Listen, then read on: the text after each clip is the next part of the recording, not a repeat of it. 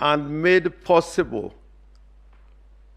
by the attack, if I may put it that way, on the IT structure and system of the Electoral Commission. The way that the Commission was able to deal with the forms when uploaded and downloaded, staged, transmitted, deleted, all this in totality, if you look at the case we put before you, my lords and my ladies, set out in the affidavits that I referred to, shows an election that was rigged in favor of the second respondent. And on that basis, my lords, we urge that you nullify the elections on the basis of the fact that the second respondent did not attain more than 50% plus one of the votes cast in the election. I thank you. I now invite Ms. Julie Soweto to deal with the second limb of our submissions.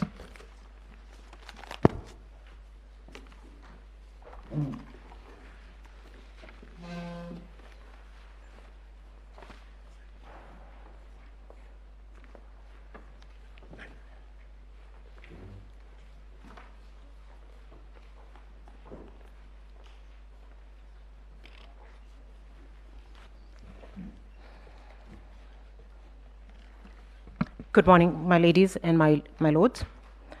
I will deal with issue number 3, 4, and 5 as identified by the court, and that is whether there was a difference between Forms 34A uploaded on the IBC portal and the Forms 34A received at the National Tallying Center and Forms 34A issued to the agents at the polling stations.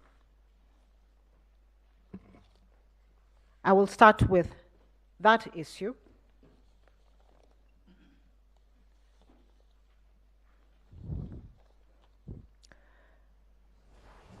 My ladies and my lords, the evidence that we supply for that issue is contained. First of all, the complaint is at paragraphs 81 to 91 of the petition, and the evidence is contained in the affidavits of Celestine Anyango, Arnold Ochieng Oginga, Benjamin Agina,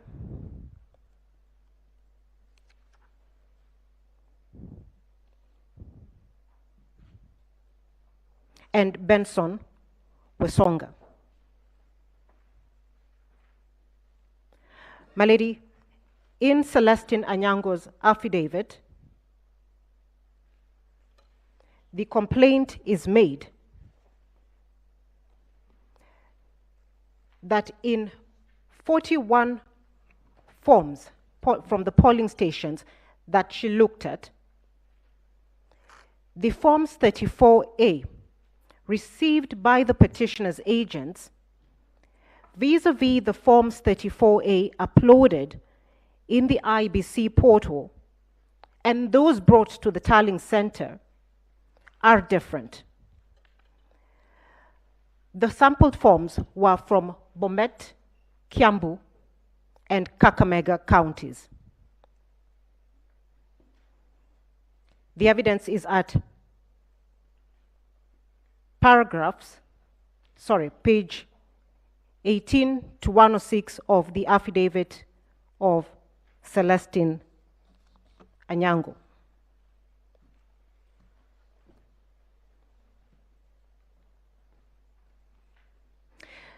My ladies and my lords, this evidence should be considered together with the evidence in the affidavit of Benjamin Agina, sworn for the petitioner, paragraph 9.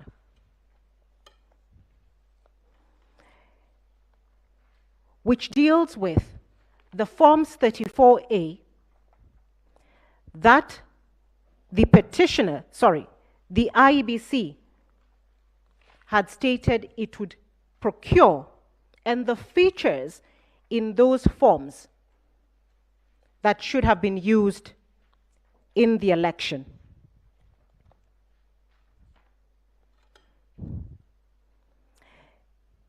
It is our contention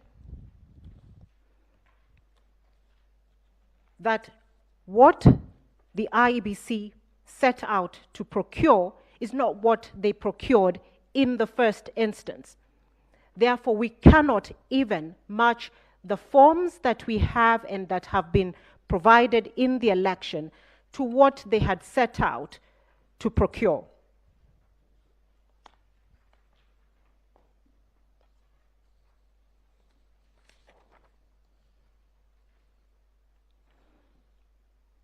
We have stated in paragraph 110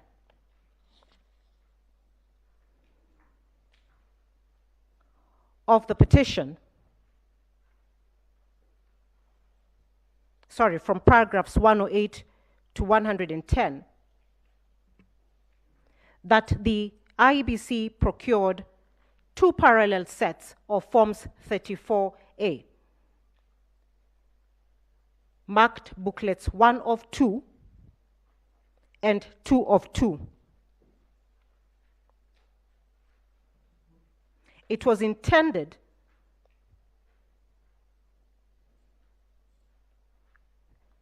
that only booklet 1 of 2 would be used at the polling station, while booklet 2 of 2 was to be placed in a tamper-proof envelope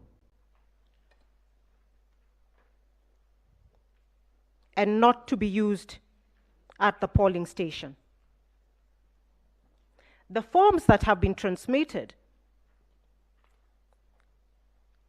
of the forms that were used to transmit the results in this election 2022, do not meet the standards or conform to either of the forms that the IBC said were going to be used, and this evidence is in the affidavit of Benjamin Agena. That is the first limb of the evidence that we submit through Celestine Anyango that shows the deliberate mischief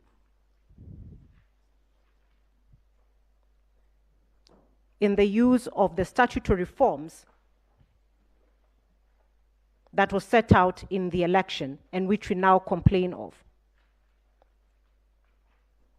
Going now to the evidence provided by Celestine Anyango in the 41 forms, what was observed is that the forms that the agents have and the forms in the portal are the same in all features. They have the same serial numbers. They are embossed using the same stamps. They're signed by the same agent, presiding and deputy presiding officers. However, the figures in the forms have been tampered with and are different with regards to the results for the first petitioner and the results of the first respondent, William Samoei Ruto.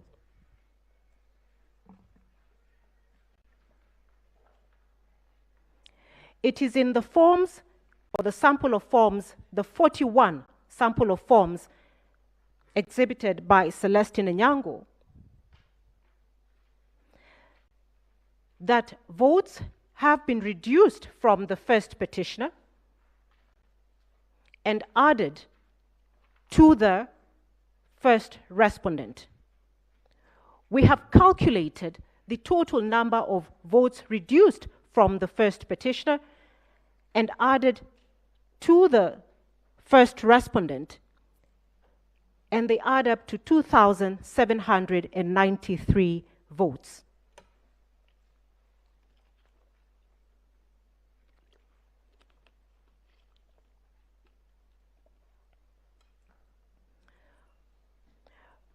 My ladies and my lords, we contend that the figures are important because of the slim margin with which the first respondent won the election or was declared as the winner in the election. And the court, we asked the court to keep a note on that.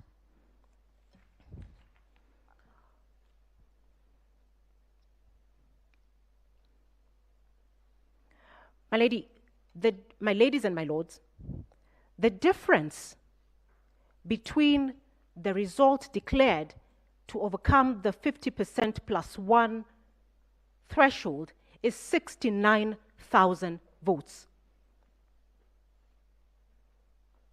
0.49%,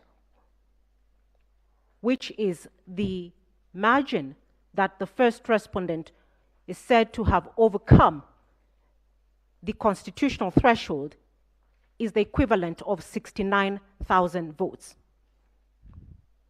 And therefore, when we look at the results and the numbers that we will show have been tampered with, either reduced or removed from the first petitioner's votes, we will show that those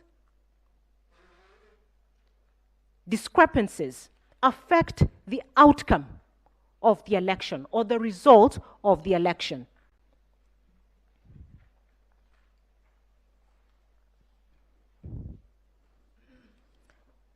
We have already shown that there is 2,793 votes removed from the first petitioner and added to the first respondent. There is also from Kakamega County the example where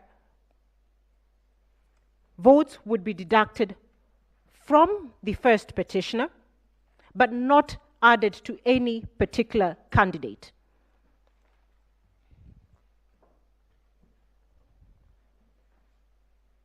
The mischief that is also borne out in our affidavits is that the intention was to ensure that the total number of voters remained exactly the same.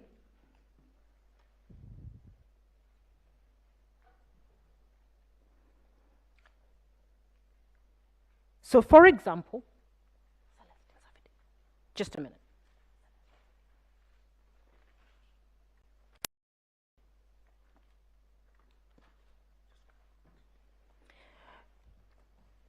I beg your pardon.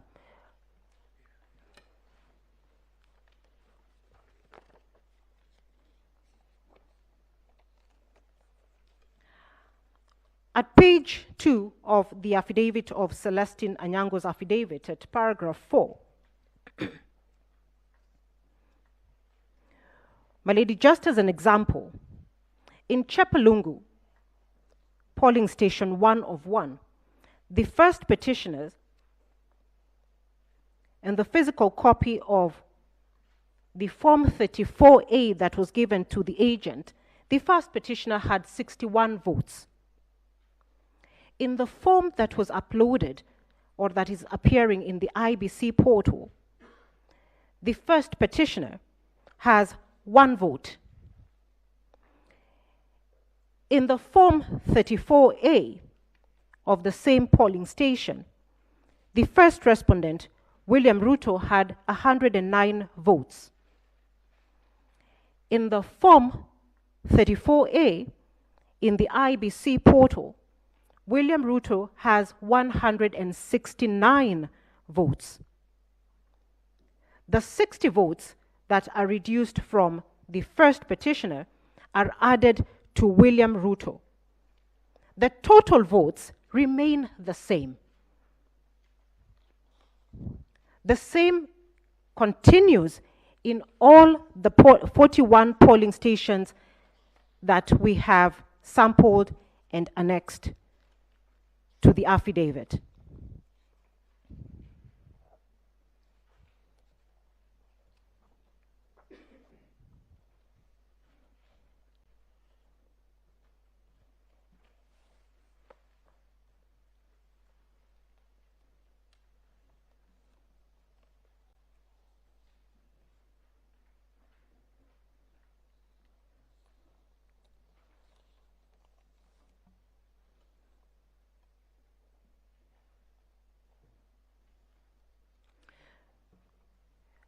Similar to that issue is the evidence sworn by, in the affidavit sworn by Arnold Oginga at page 4 to 13, where he highlights discrepancies in the Forms 34A issued to the petitioner's agents and the ones uploaded by the first respondent, sorry, not the first, the IEBC, in the public portal.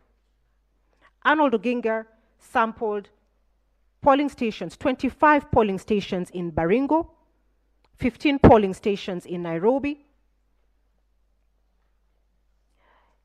and he finds the same results as Celestine Onyango, where a total of 1,570 votes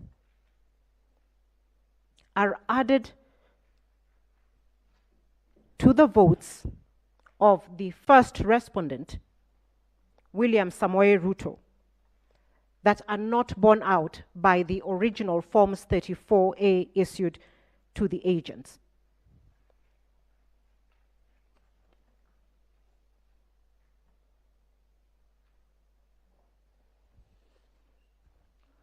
From the affidavits or the evidence of Celestine Onyango and Arnold Oginga, we conclude or find that the total number of votes deducted from the first petitioner and added to the first respondent is 4,463 votes.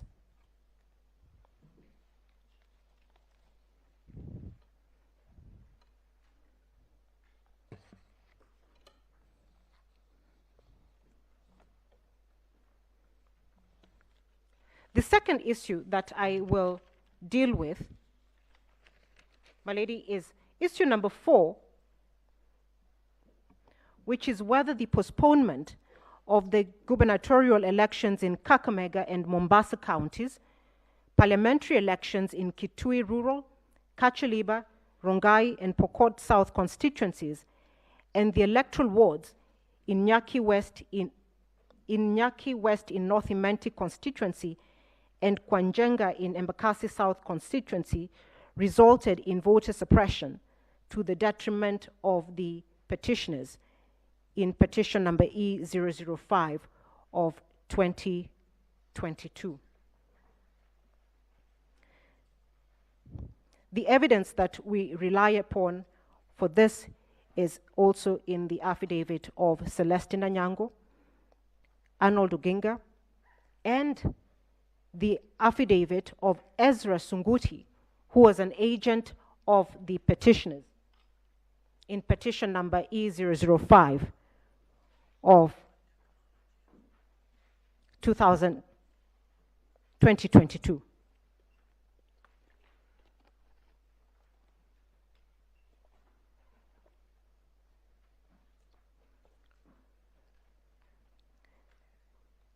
My ladies and my lords, the first complaint and the issue in this matter is that the elections, first of all, were cancelled only in the strongholds of the first petitioner. That is the consistent theme with all the counties or constituencies where the elections were cancelled. Therefore, as the election started, the first petitioner did not start equally with the first respondent.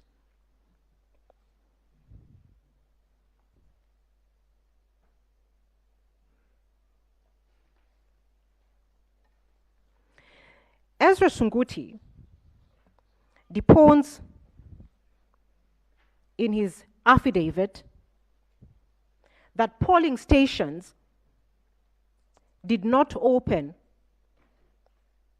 at the stations where he was manning as late as 1 p.m. due to failure of KIMS kits. One of the questions that we want to ask, because consistently the KIMS kits appeared to have failed in the same region, in the strongholds of the first petitioner. it cannot be coincidental that only faulty KIMS kits were sent to the petitioners' strongholds. Ezra Sunguti also testifies in his affidavit that polling started at 2 p.m. and was not extended beyond 6 p.m., despite starting 6 hours later than when the polls were supposed to open. The effects of this: one, the time was not compensated. Two, by the time polling was starting, voters had left.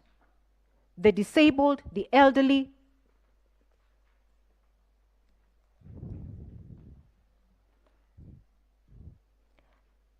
and therefore the turnout in those polling stations was affected. This particular evidence has not been controverted by the respondents.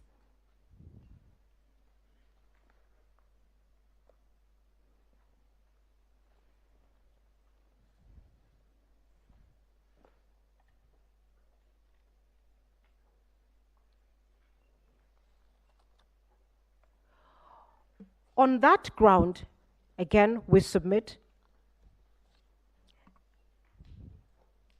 that the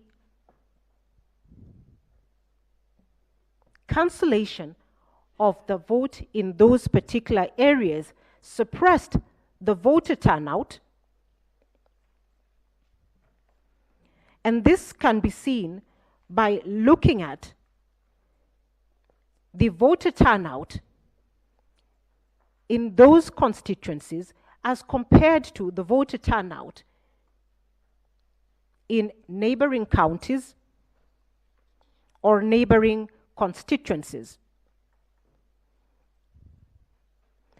We find that there is a vote differential of about 4% or 5% when you compare the turnout in the areas where the election was cancelled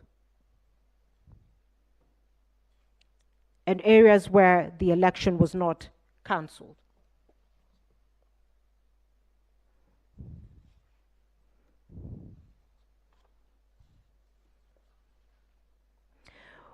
My ladies and my lords, we also consider that the cancellation of the votes of the election in the strongholds of the first petitioner was deliberate because the reasons given by the IBC or the chairperson are not borne out by the statutory provisions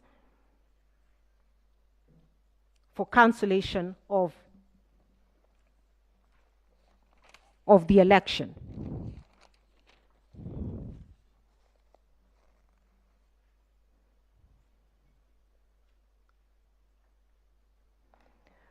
We have also sought to corroborate this evidence with the evidence provided by Irene Massit, who is a commissioner,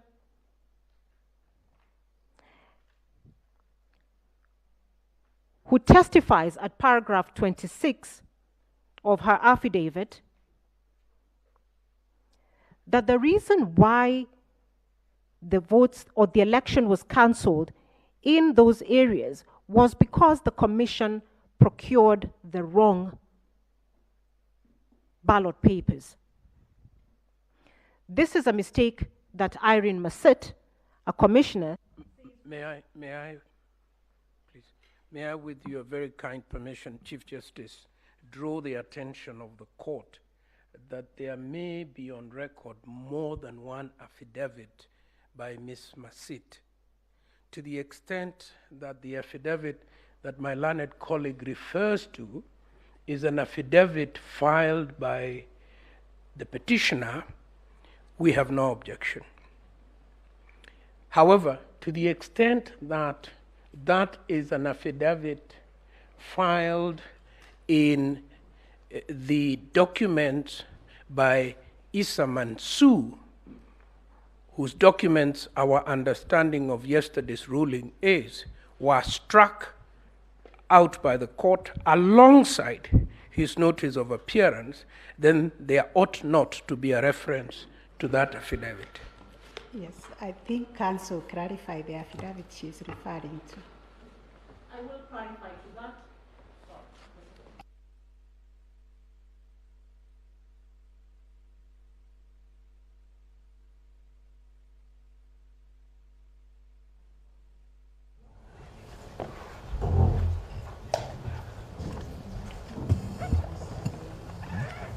Sorry. My lady, I hope the time will be restored to me. My learned senior. There is an error that was stated by my colleague, Professor Gedu Muigai. The ruling by this honorable court struck out the notice of appointment of Advocate Bahisa, not anything else. That is what I heard with my own ears.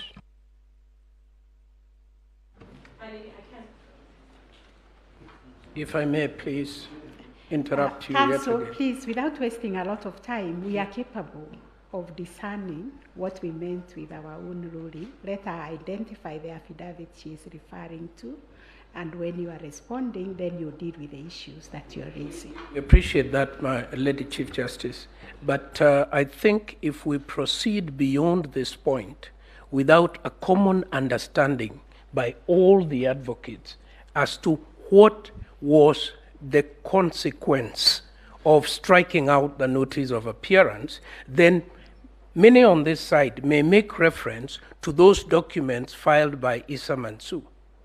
To my own understanding of the law, once the notice of appointment was struck out, all consequential filings based on that were null and void and expunged from the record.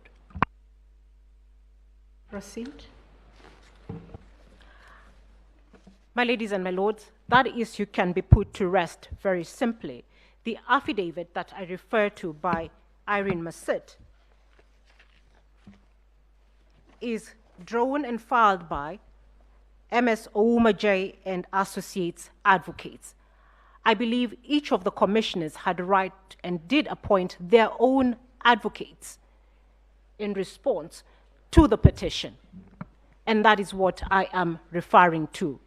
So Malanid Senior is lost on that one.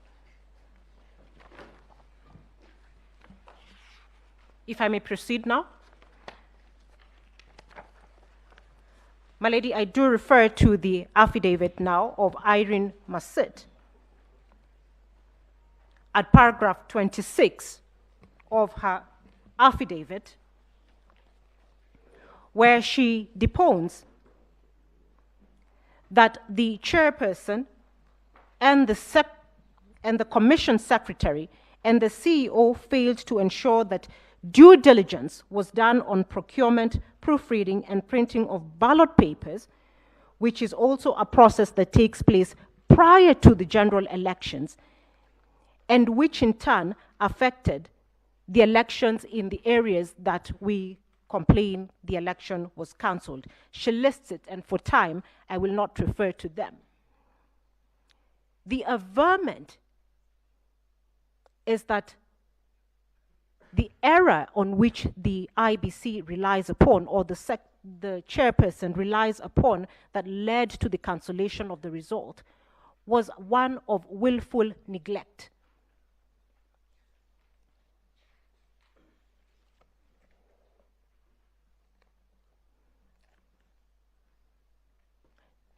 Irene Massit further testifies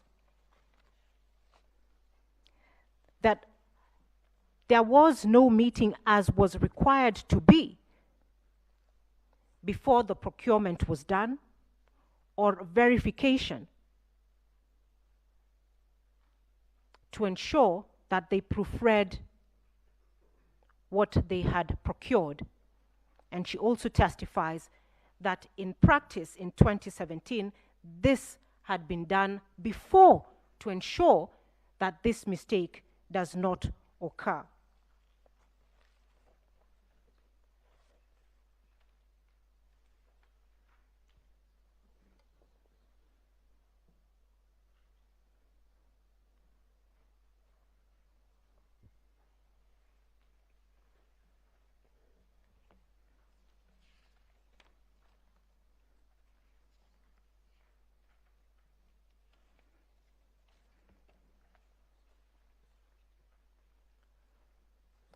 My ladies and my lords, to the extent that that admission is made by a commissioner, we submit that we are supported or find corroboration to our complaint that the cancellation of the vote in the areas in which we have complained about was deliberate and not accidental.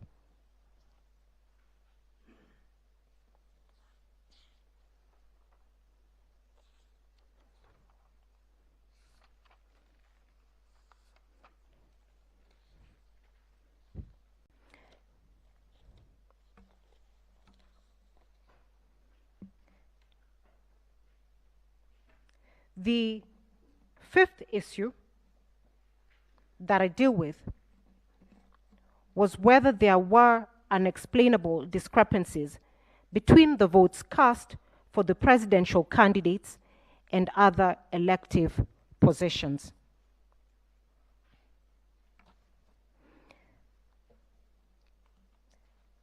This evidence is found in the affidavits of Celestine Anyango,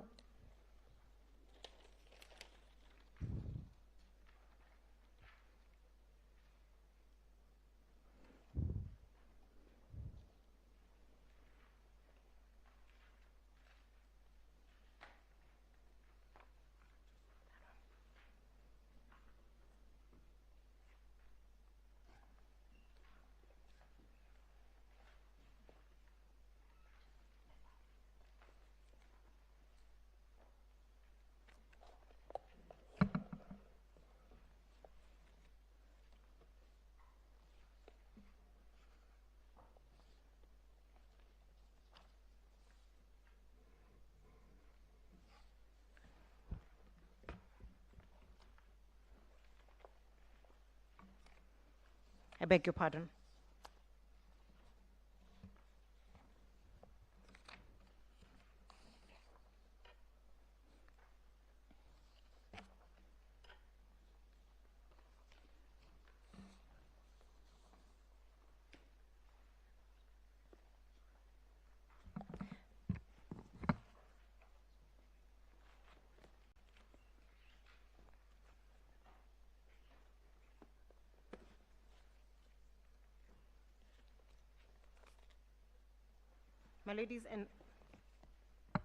My ladies and my lords, the evidence is found in the affidavit of Celestine Anyango,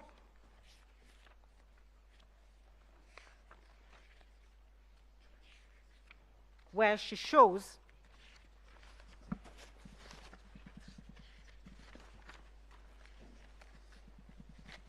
at paragraph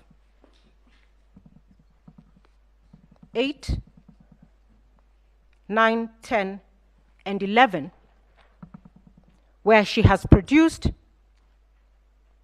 evidence showing that in 8 counties, there was a discrepancy between the votes cast for the president, votes cast for the governor, votes cast for the senator, and votes cast for the woman representative. The total number of the votes discrepancy is 33,208. And my lady, it is at this point that I reiterate again the slim margin between the result declared for the first respondent, which is 69,000 votes, to attain the 50% plus 1 threshold. In response to the discrepancy of the votes that we have highlighted, the IBC's witnesses, Sunkuli,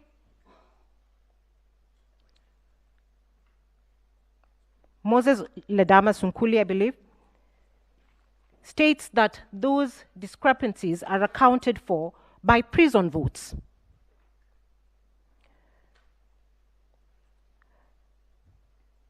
Because prisoners only vote for the presidential candidate. My ladies and my lord, if one looks at the total number of votes that have been provided as having been accounted to the prisoners, it is only 715 votes. You will find this at paragraph 53 of Sunkuli's affidavit. There is therefore no account for 32,493 votes.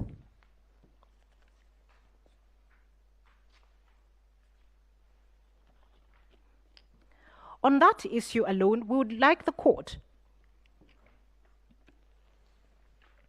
to consider,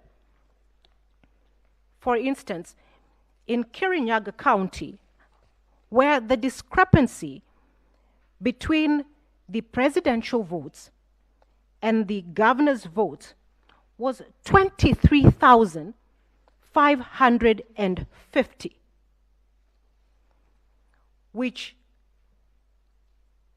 the only answer given by the respondents is that these were stray ballots. My ladies and my lords, a rough calculation of what is given as stray ballot for Kirinyaga County alone yields 33 stray ballots per polling station on average in Kirinyaga County, which we submit is not possible.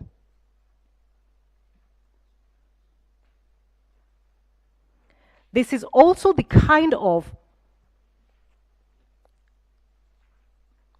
issue or discrepancy that, based on the rules, ought to have been brought to the attention of the National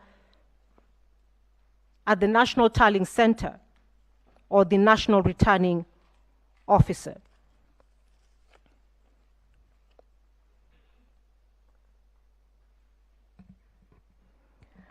We rely also upon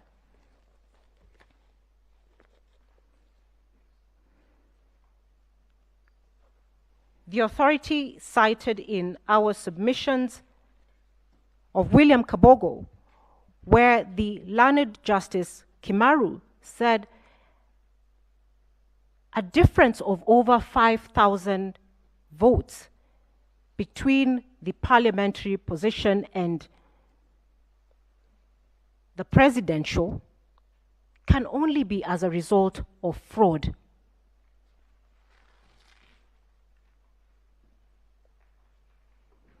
My ladies and my lords, would also urge the court to note that at this election, the IBC had provided a clerk whose sole duty at the polling station was to ensure that voters placed their ballot papers in the right box. And therefore, the incidence of such a high number of stray or allegedly stray ballot papers cannot be explained and has not been explained.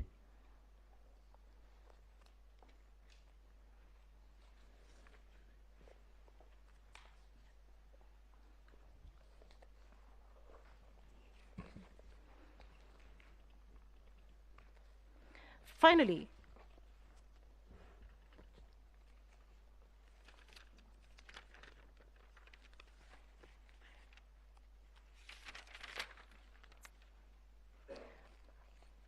my ladies and my lords, as time is not on my side, we urge the court to look at the evidence of Arnold Ochieng Oginga on the discrepancies between the Forms 34A,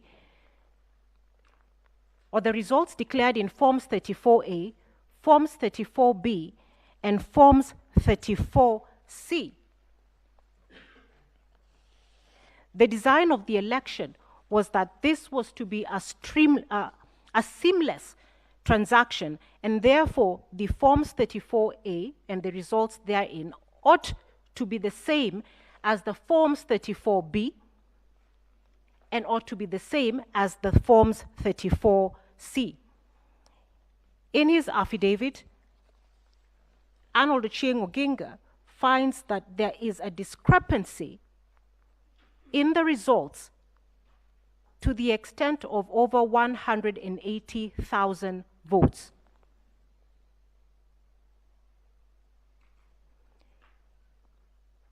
That affects the result of the election or the outcome of the election. I will stop at this particular point and invite my senior, Mr. Paul Mwangi, to continue.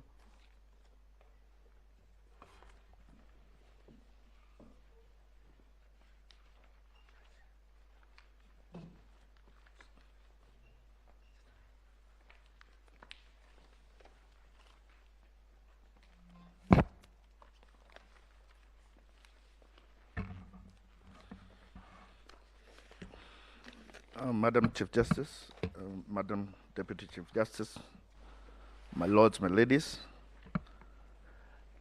I am to address myself to the sixth issue of the court, whether the IBC carried on the verification, tallying, and declaration of results in accordance with Article 138(3)(c) and Article 138(10) of the Constitution.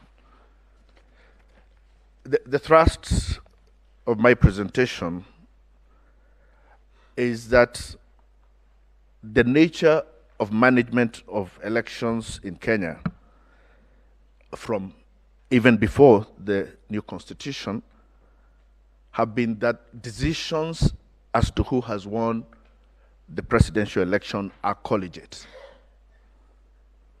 And that the collegiate nature of the decision as to who is the winner of a presidential election goes down to the description of what is a free and fair election under Article 81. And in Article 81E, the Constitution describes a free and fair election as an election, E3, conducted by an independent body, 4, transparent, and 5, administered in an impartial, neutral, efficient, accurate, and accountable manner. And it is my submission that this goes not to just what the Constitution says, but what Kenyans have practiced and what they have come to expect whenever bodies are making decisions. Possibly more than any other body, the judiciary has been able to show Kenya the nature of collegiate decision making. We have had live court sessions from the High Court to the Court of Appeal to the Supreme Court. Kenyans have seen often the presiding judge, in this case even the Chief Justice, consult even sometimes openly with other judges before the court arrives at a decision on even very small things. And we have even had situations when a decision becomes grave. We have seen judges retire to go so that they come back with a collegiate decision. So that is what Kenyans have come to expect, and that is also what Kenyans expect even from the Independent Electoral and Boundaries Commission. First, the nature, our commissions are made up of at least 3 members and at most 9. And if you look at the qualifications of all these members, they are all, whether it is the chairman or the members, largely have the same qualifications. They are all identified and recommended for appointment among the same criteria. They are all approved by the National Assembly. They are all appointed by the President. So there is no basis on which the chair of any commission can treat as subordinate members of that commission or treat them as if they have lesser qualifications or lesser competencies than him. They all enjoy the same security of tenure. They all enjoy the same security in their remuneration. And so they are all expected to execute very substantive mandates. My Lord, this question as to the mandates of commissioners came up in the case of Michael Kamau versus the Ethics and Anti-Corruption Commission, which is in our list of authorities, came up in the High Court and came up in the Court of Appeal. And the court, both courts were very categorical as to the fact that the constitutional mandate of a commission is borne by the commissioners. And in that case where a commission had attempted to reach a decision without commissioners, the court annulled that decision and said that that decision had to be made by commissioners. And in respect of the powers of a chairperson, again, the minor KI case all the way from the High Court to the Court of Appeal and to this court have made it clear that the chairperson is not the commission and that he has to act with the rest of the commission for him to deliver a proper constitutional decision. So that collegiate nature of the decision-making in a commission is captured very well in Article 138(3)(c) and in Section 39(1)(c) of the Elections Act, which make it very clear that it is for the commission to tally and verify the results. And in Article 138(10) is only where the chairman is asked to declare the result of that decision. And our submission is that the requirement to declare does not give the chairman any power to tally, to verify, or even to reach a decision as to what he is going to declare. That part of the Constitution was first captured in Section 41 of our previous Constitution, in subsection 11, which had a proviso that provided any decision of the commission shall require the concurrence of a majority of its members. And that is why I say the collegiate nature of decision-making at the Electoral Commission even precedes our new constitution. And at that time, there was an attempt, which I will submit is an attempt that has also been made this time by the chair of the Electoral Commission, to take away that collegiate nature of decision-making at the commission. And if you read the Kriegler report, which is also next to a list, it talks of an attempt at that time, or actually an actual creation at that time, of an office that was called the Supervisor of Elections. And the Supervisor of Elections was an executive office that was used to undermine the independence of the Electoral Commission of Kenya. And as we moved to the first multi-party elections, one of the first insistence that Kenyans had was that the Supervisor of Elections must be removed and that decision-making regarding elections must be taken back to the ECK. But that was not even enough, because Kenya still felt then that Section 41 was still not clear enough. And in Act number 6 of 1992, which preceded the first multi-party elections, Kenyans insisted that the mandate of the commission be made clearer, and we now promulgated Section 42A into the old constitution. And Section 42A made it very clear that the Electoral Commission shall be responsible for directing, supervising presidential, national, and local government elections. So by the time we were coming to the new constitution, we had already taken a position that decisions regarding presidential elections have to be collegiate. When the new constitution itself was being promulgated, there were several options that the framers of the constitution could have. They could go back to making this the decision of an independent office, as Mr. Afula Chebukati has attempted to act. But instead, they created, for the first time, what they called independent offices, created the DPP, the Auditor General, and Controller of Budget as independent offices, but found it wise to retain the collegiate nature of decision-making as an act of the Commission. The question then we asked is, why is it necessary for there to be a collegiate nature in the decision-making regarding presidential elections? I say one is because it gives integrity to the decision. And the more important a decision is, the more it may require more people to make it. And we see that also in our court system, where decisions are made in the High Court by one judge, have to be made by 3 in the Court of Appeal, and have to be made by 5 at the Supreme Court. And this is even being seen in sports today, that in very important matches, they have even moved away from leaving critical decisions to one referee. And we have now gone to even video-assisted refereeing, so that more people can weigh in on a decision that is that important.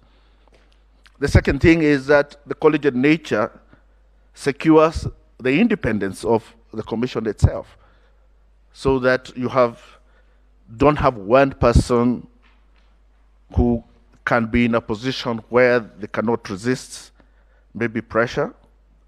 And therefore, so long as we know that there are 7 people making this decision, we are more confident about its independence.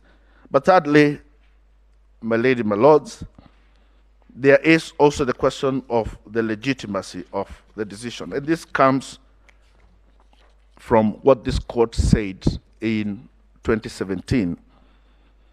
And in paragraph 371, in the case of Raila Odinga versus IEBC, the court says that elections are the surest way through which the people express their sovereignty. Our constitution is founded upon the immutable principle in the sovereign will of the people. It says that, in fact, it is the people and they alone in whom all power resides, be it moral, political, or legal. And so they exercise such power either directly or through their representatives, whom they democratically elect in free, fair, transparent, and credible elections. Therefore, whether it be about numbers, whether it be about laws, whether it be about processes, an election at the end of the day must be a true reflection of the will of the people. And I view legitimacy in 2 ways. That first, it is very important for Kenyans to believe that the decision has been arrived at is legitimate. And the reason for that is because it is in one person. They have been asked to delegate their sovereign authority. So they believe that a decision has been reached that is legitimate is very important. And you see that in Article 131, that political legitimacy of that decision is covered in Article 131 of our Constitution. Because Article 131 gives our president 4 powers. He makes him the head of state and government in paragraph A.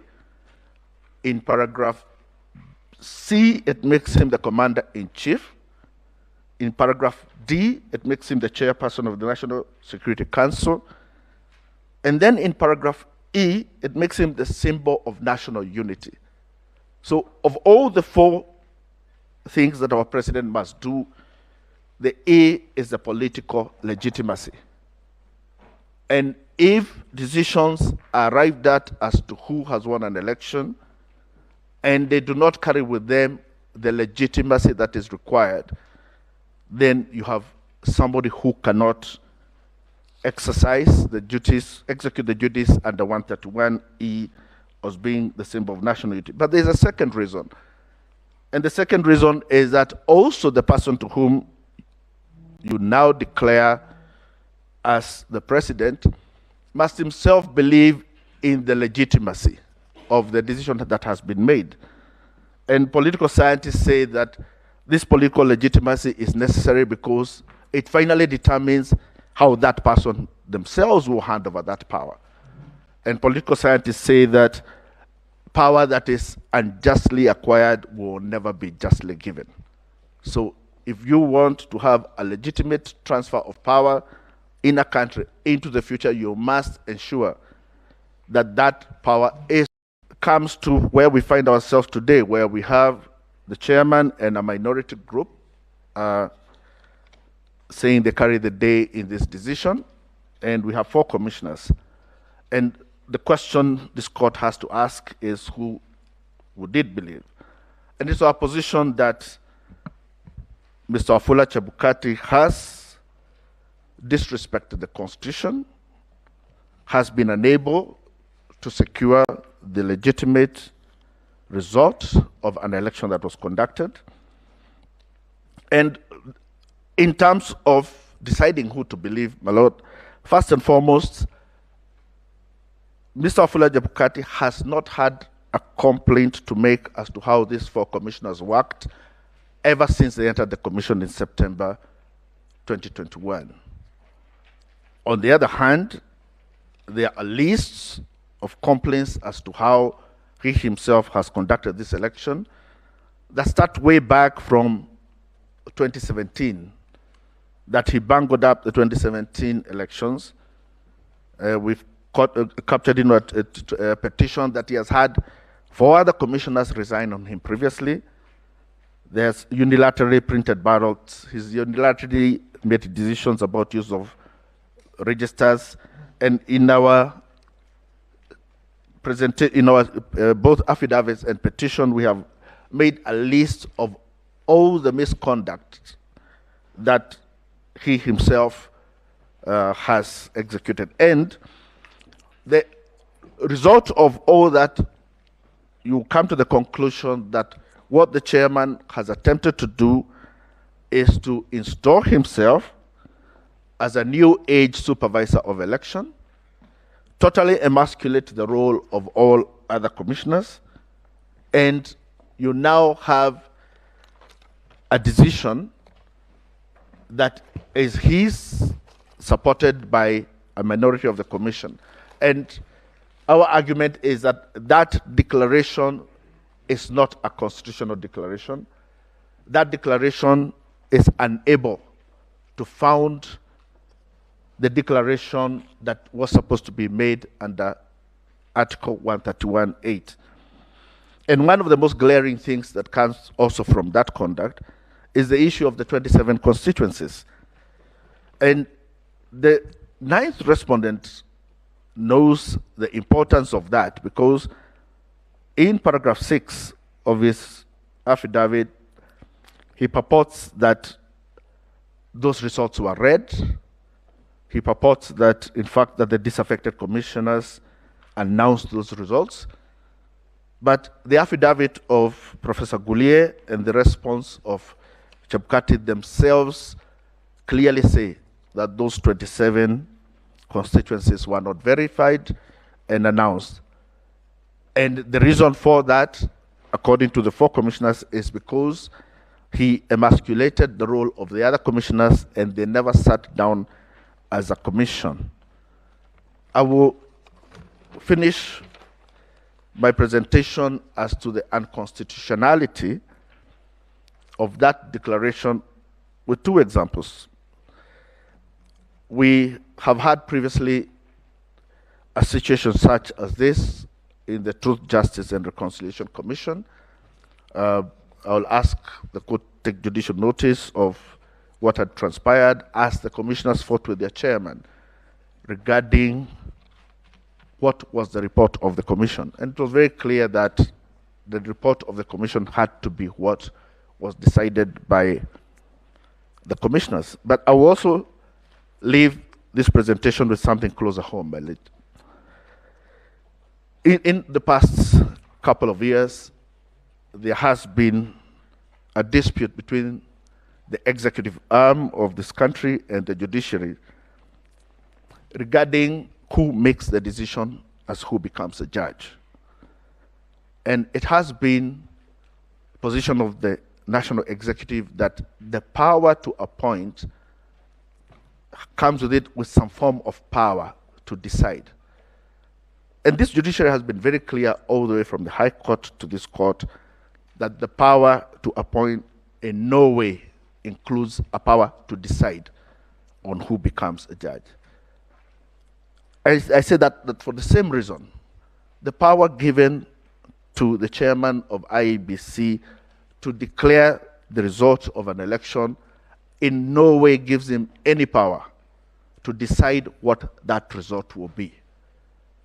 And if we cannot be shown how the commission as a commission reached a decision or reached the decision that was pronounced by its chair on the 15th of August, then I implore this court to use the same reasoning and tell the chairman in the same voice that it has told the national executive that your power to declare does not give you any power to decide on what you declare. That is all, my lords.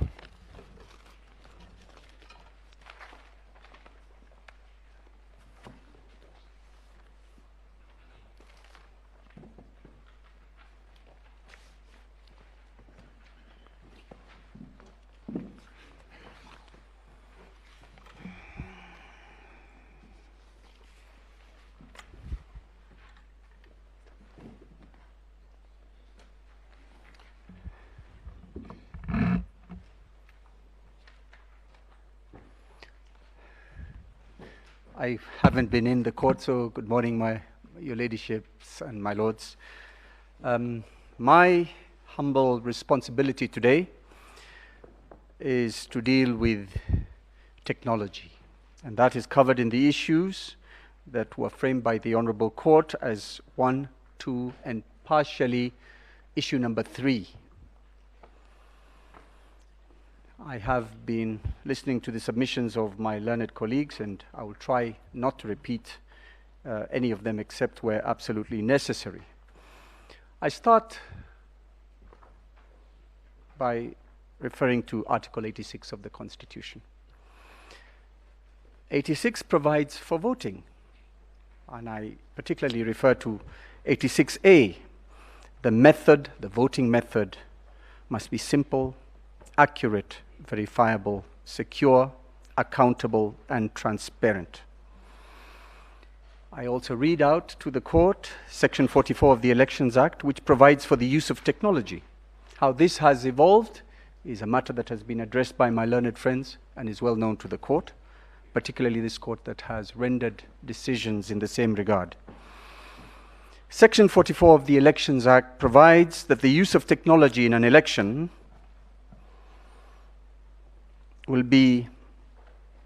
should be an integrated electronic electoral system that enables biometric voter registration, electronic voter identification, and electronic transmission of results. Section 39 of the Elections Act provides for the determination of the declaration of presidential results. And in this regard, it provides at 1C, for the purposes of a presidential election, the Commission shall, A, electronically transmit and physically deliver the tabulated results of an election for the president from a polling station in the constituency tallying center and to the national tallying center. Regulation 14 of the Elections Technology Regulations 2017 provides as follows. Information security. The Commission shall put in place mechanisms to ensure data availability, accuracy, integrity, confidentiality, as set out in the first schedule. The Court is aware of Raila Odinga and another versus IBC 2017, where at paragraph 231, it provided and underscored the objective in the above laws. I will not belabor that. The technology envisaged by Section 44 of the Elections Act was intended to ensure an integrated and secure tallying and data transmission system which would allow computerized data entry tallying at constituencies, secure simultaneous transmission of individual polling stations, level data to the National Tallying Center, and the integration of the results handling system in a progressive election result announcement system. Two words that bear emphasis there is simultaneous and progressive election result system. Our submission in this regard is that the technology deployed by the IBC for the conduct of the 2022 general elections completely failed the standards of a secure, transparent electronic voting system, and thereby yielded what has aptly been described by my colleagues as an unverifiable, inaccurate, and therefore invalid results. Our further submission in this regard is that the technology was so inherently corrupted, manipulated, and tainted that the results declared by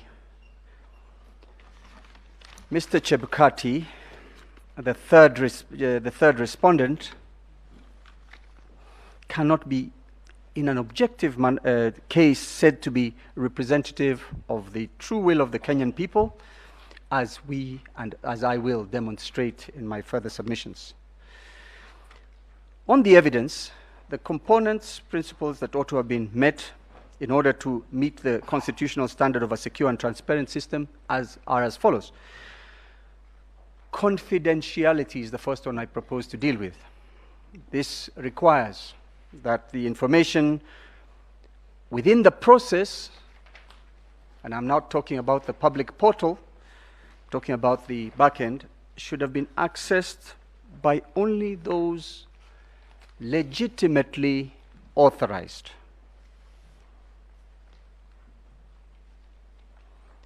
And those authorized, in order for them to be accountable, are persons whom the entire commission, in its, as defined by my colleague Paul Mwangi, the entire commission ought to have been fully aware of, gazetted where necessary, and it would certainly help if they were also Kenyan nationals.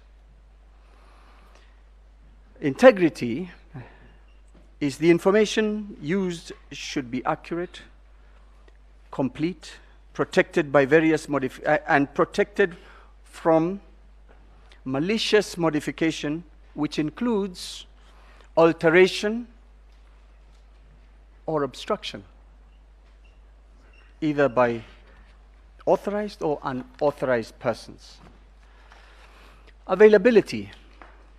The information required must be available as and when required by those authorized to use or access it in compliance with the constitutional requirements and the Elections Act. Non-repudiation. An audit trail must be maintained on activities related to the information. An audit trail in this regard is, should the court so require, should a party so require, it must be readily available in the appropriate manner. Authenticity. The information itself must be proved to be genuine, and the source must also be proved to be genuine. I submit on behalf of the petitioners that on the security aspect, there was lack of security. The first instance of that demonstrates this is the operation and use of the IBC and availability to, I repeat that again. The first is operation and use of IBC election materials and equipment to identified unauthorized persons. And I'm referring in this regard to the now infamous Venezuelan nationals. I will elaborate on that in a few seconds. The second is the penetration by way of hacking and illegally granted access of the IBC system by known and unknown persons. I distinguish between hacking and unauthorized grant of access.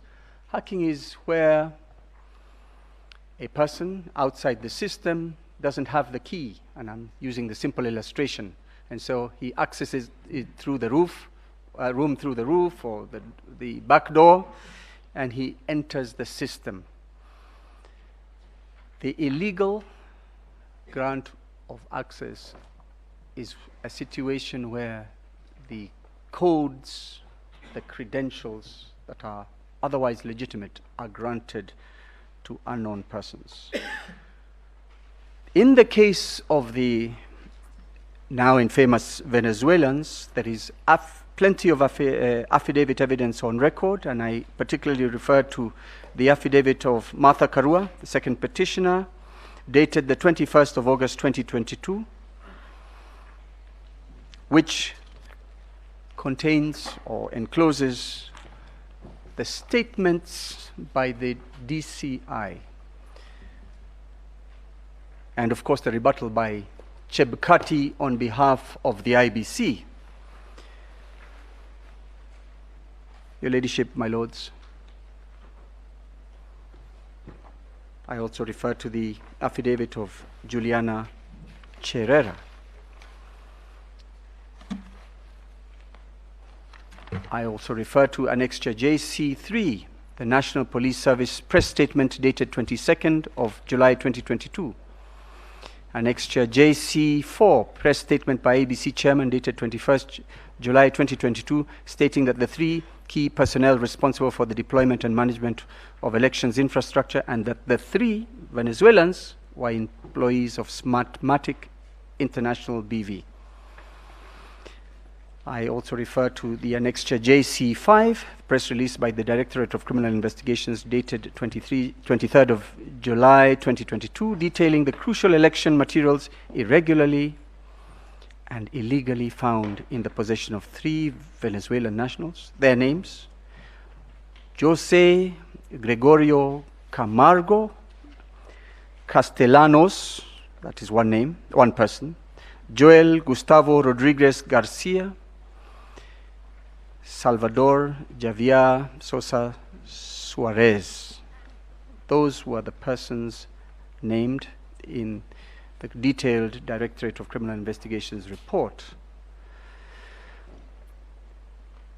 My Lords and Your Ladyships, I would like to emphasize that the Directorate of Criminal Investigations is the national institution charged with the responsibility of investigating crime.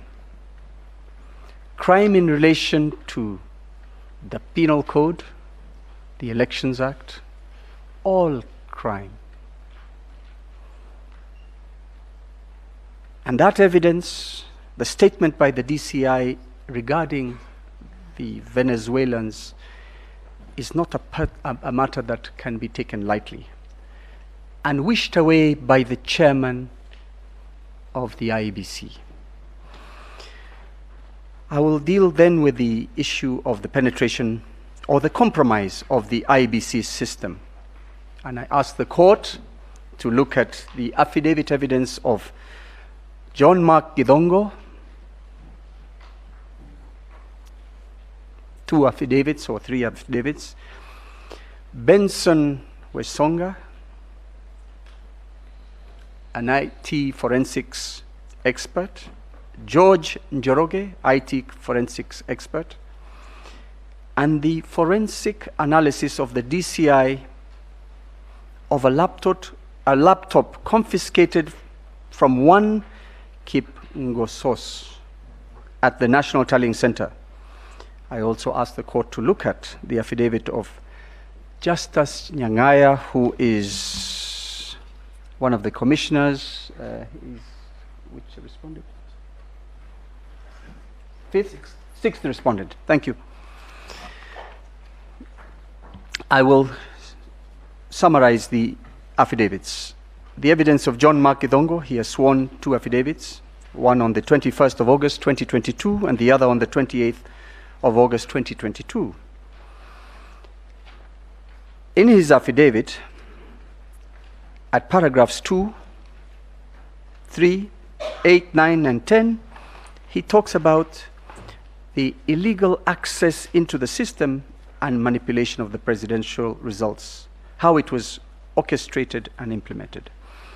At page 4, paragraph 12, he produces evidence of a video recording.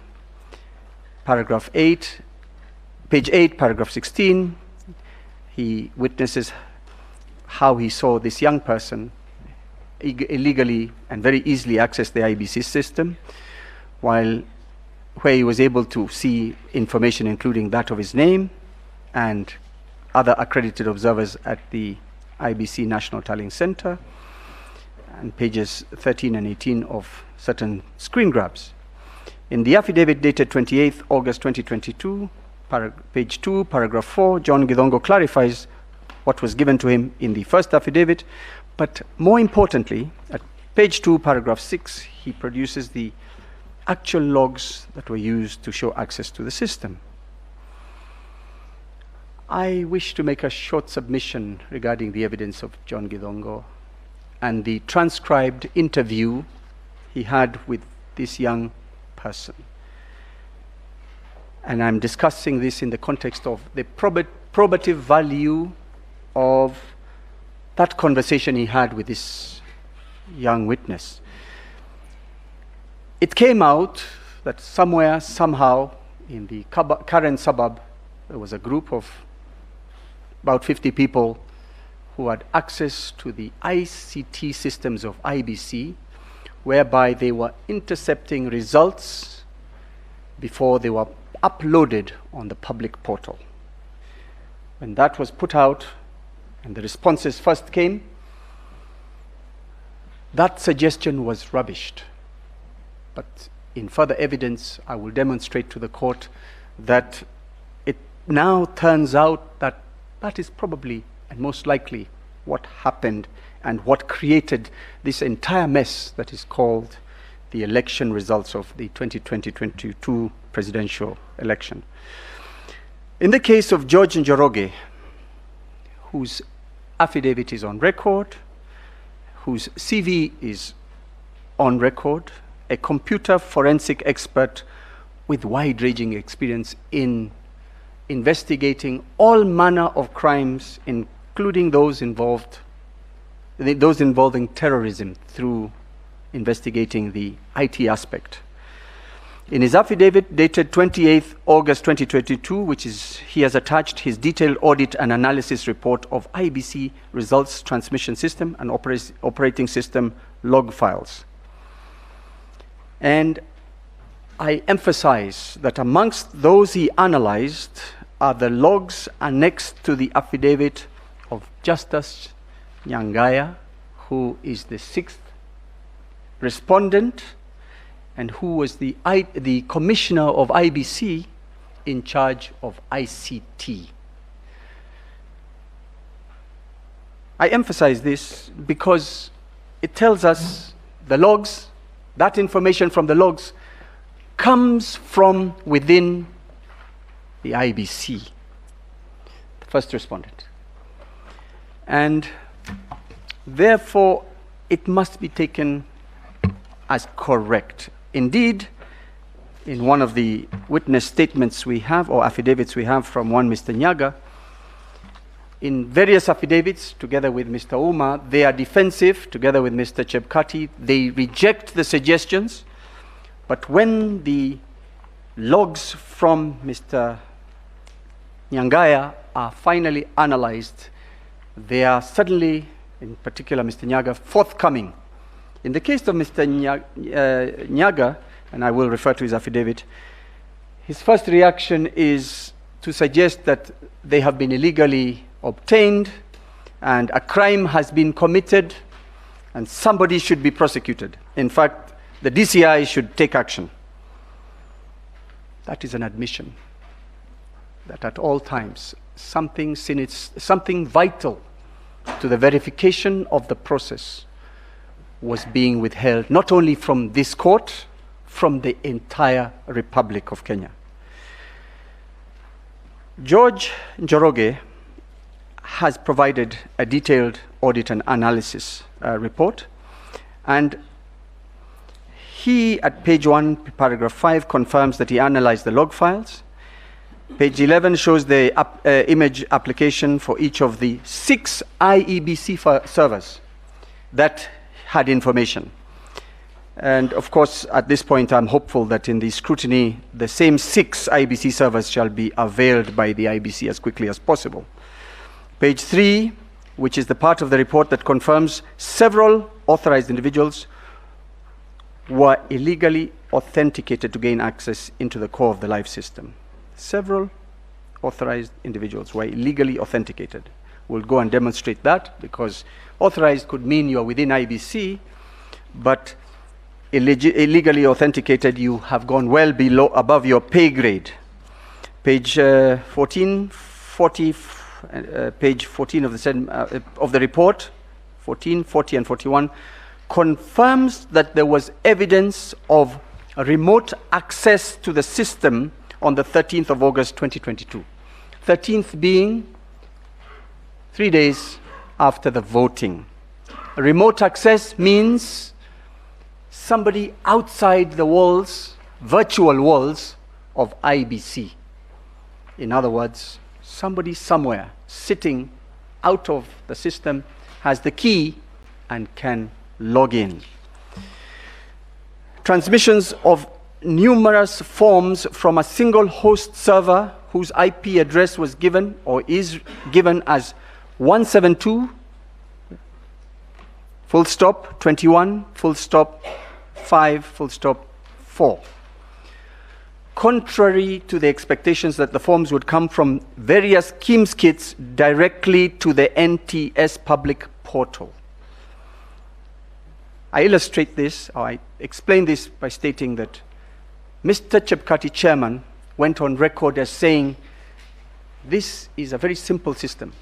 From the constituency level, it shall come to the National Tallying Center, onto the portal that is public. He has no intervention whatsoever. He can't stop it. It comes. To the extent that I remember one conversation in one press statement, he was asking the press, why are you so slow? You know, I'm faster than you. But that is how it was supposed to happen. But the evidence will show that we have provided that there was an illegal, malicious, and unauthorized existence of commission staff who are not officially gazetted and mandated to be part of the electoral process, but who had access. Page 15, and one of them I should state now was his personal assistant, whose name I shall provide shortly. Page 15 shows that there was evidence of, this is important, there's evidence of downloading and conversion of the forms from the system and thereafter uploading them with new information. Your Ladyship, my Lords, I explain this by saying a Form 34A has been uploaded from the constituency level by the returning officer. Before it hits the front end of the public portal, meaning the side that we will all have access to, it is downloaded, it is changed, converted into a system known as CSV, which is comma separated values, that's what it means, which is an editable format. from the original PDF format. PDF, we all use that abbreviation without getting what the meaning. It means portable document format. The PDF cannot be edited, whilst the CSV provides the opportunity, the facility for editing. So if one were minded, that is the point, and we submit that is what happened when the numbers are changed within the Form 34As. Otherwise, there would have been no need for downloading the system, the documents, and uploading them after after a bit of time, sometimes hours, sometimes a few seconds. Page 16 and 21 shows a continuous generation and regeneration of 35C, yet 35C was 34C, yet 34C was supposed to be generated only once at the very end of all the information from 34B coming in, and of course 34A. Page 17, this is an important component of our submission. There was overwhelming evidence of back-tallying of presidential results. This means that a Form 34C was being generated with a result, a desired result, and thereafter what seems to happen is a process of going backwards to change Form 34B and 34A to give the result that was desired. This happens continuously, and it is illustrated very well in the evidence of Mr. Njoroge. What is obvious, but bears repeating, is that the process, the system was only supposed to work forward going, not by way of back-tallying, meaning 34A, the aggregate of the 34A was to create the 34B, and the 34B aggregate would create 34C. Once 34A, as many as there are polling stations, etc., going forward. But what you see from the report of Mr. Njoroge is after the voting, until the results are announced, far too much activity, all starting with the generation of a 34C. The analyst is not able to know exactly what is going on, but it can be surmised from the abbreviated logs that show you're seeking to generate a document, and in computer parlance that means you're seeking to edit something, you're seeking to change something. My hypothesis from where I stand is, and I'll state at the very end, clearly a result for the first respondent, that is Mr. Ruto, was being arrived at well before the tally was in. And each time work was being done to try and fit A and B into that result. And through the confusion, because people who engage in such exercises make mistakes, at the very end, the result is forced on Kenyans through a defective 34C, where the commissioners cannot agree, and Mr. Chebukati walks and says, it doesn't matter, third respondent, it is my result, and you can tell what you want to the birds at Serena. So, the process ought to have been, ideally, 46,232 Form 34As ought to have been generated into 291 34Bs, and in turn have generated one 34C. However, you will find, your ladyships and my lords, that an analysis of the logs shows several regeneration of 34Cs, which in turn lead to what I have just described. But at all times, you see a downloading of 34As in the CSV format, which is the editable format. Page 20, 21 and 22 show that as of 21st of August 2022, the hours are 15:48:33 seconds. A Form 34C had already been generated. I repeat that. As of 12th August 2022, 15:48 and 43 seconds, a Form 34C had already been generated. The results were hardly in, according to IBC. What was the business of anyone within that system generating a 34C? We were 2 days away from the final announcement. Page 23 also shows that similar transactions as the one on 12th August 2022 was done on the 14th of August 2022 at 3:57 and 1 second. Page 23 shows that Form 34C was received in a PDF format at 3:57:01. Thereafter, instructions issued to the system to receive data to create 34C. And thereafter, an action of starting document Form C generation is commenced and finally was successful. Page 25 shows the above action was repeated on the same day at 4:1:33, and it goes on and on. I don't wish to take up too much time. It is all clear. Page 65 shows on the 14th of August 2022 at 15:34:12, there is an ambiguous and intentional modification overriding the whole process to finally generate Form C document. Data from Form 34B is then entered only once into the Form C, when there should be several entries to the Form C on different dates. Page 15 shows that there's a presence of illicit data in the presidential tallying system. Illicit means unexpected. There was plenty of Form 35Bs, which should not have been in the same portal. I move on. This you will find is repeated on and on. Page 43, 76, and 77.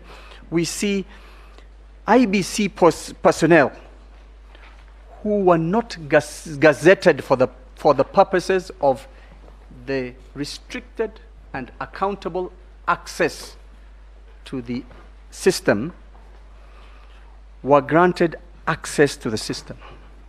In particular, the personal assistant of the chairman of the third respondent, Mr. Dixon Kwanusu, is granted access. As a rejoinder, we have seen a belated authority to have such access, which is well after the election. But he is not gazetted, so he is invisible. This court, if we hadn't brought the logs, it would never have been known that Mr. Dixon Kwanusu had wide powers in this system. So, whilst in this dispute, we may not see the fingerprints of the third respondent in the ICT system, we see his palm, his much larger presence through the actions of his PA.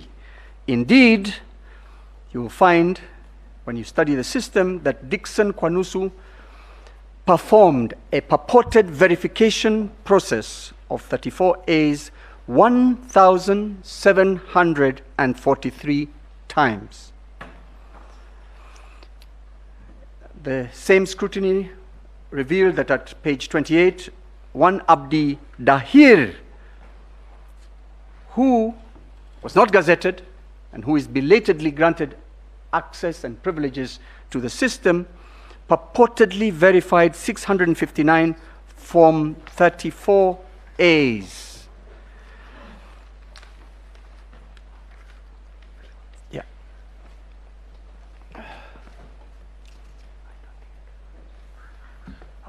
So, I ask the court to look at the affidavits of Ben Wasonga. He is also another computer forensic expert. His evidence is substantially the same as George Njoroge. I will ask the court to note that the tender documents did provide that whoever was to provide the system was to be able to provide a KIMS kit that would provide compressed color photograph images using a compression technique that is in compliance with JPEG. However, the court will find that all finally displayed Form 34As were in black and white.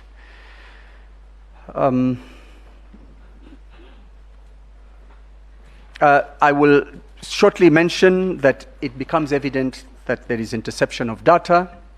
It's called a man-in-the-middle or machine-in-the-middle attack, and it gives probability and great, it supports fully the evidence of George Njoroge and John Githongo that in fact the system had unauthorized persons. I would go quickly to the evidence of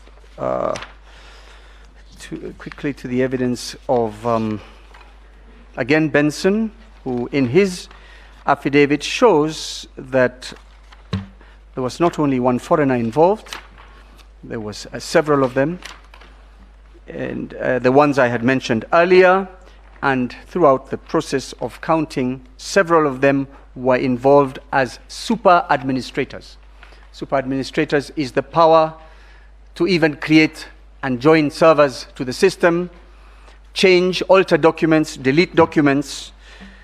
This is at page 2 of paragraph 9 of the affidavit sworn on 28th August 2022, where the super administrator, in this case, the one J.C.A. Margo, who occasionally uses a different name, is able to create user accounts, install applications, change user roles, assign resources, read documents, write documents, modify or edit documents, and delete documents. I honorably suggest that it shows that this election was controlled from everywhere except IEBC. And I have read the affidavit of Mr. Chebukati. He suggests that the Venezuelans felt harassed after their arrest and left the country, but I respectfully submit that they remained fully connected to the IEBC servers. I have said page 3, paragraph 8 shows the unauthorized users accessing the system, a total of 6 of them being, I found the page, is C. Silva, Josio, Vito, JCA, Margo, Ogudino, and J. Lugo. I conclude by saying, what is the response of all these very serious allegations? I say that we get it from the affidavits of the 4 commissioners who have differed with the chairman. They have stated categorically that that whole system was created by was controlled by one person, the third respondent. They were kept in the dark. Mr. Nyangaya, who was in charge of ICT, was also shocked that foreigners were controlling the system and had access during and after the election. And I point out that Mr. Chebukati did not offer this to the court in his replying affidavit, and it only was offered through his subordinates when the evidence was availed. I conclude by submitting that what we have before the court is clearly a corrupted, and I'm not talking about a person, I'm talking about the verb, a corrupted and compromised RTS system which does not meet the demands of the Constitution and the Act.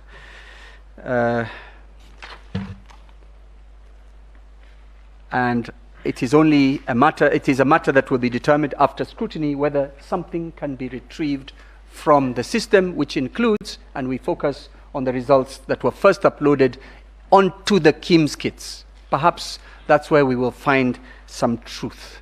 But whatever got to Bomas of Kenya was totally corrupted, I submit, by corrupt IEBC officials.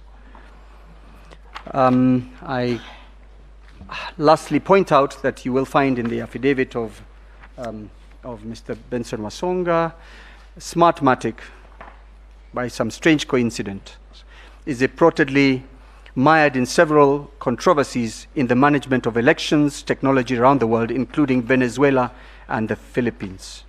So perhaps that makes them unqualified to most of us, but makes them eminently qualified for the fraudulent objectives of the first and second respondents. Thank you.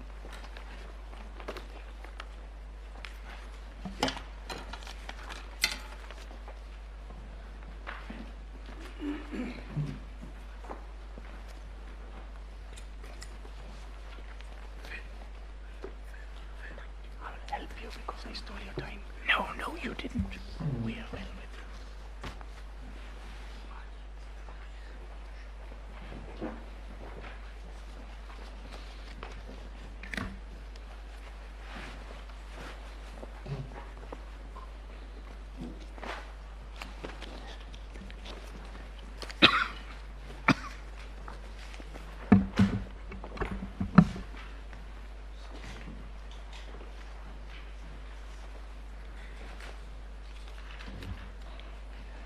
My Lady Chief Justice,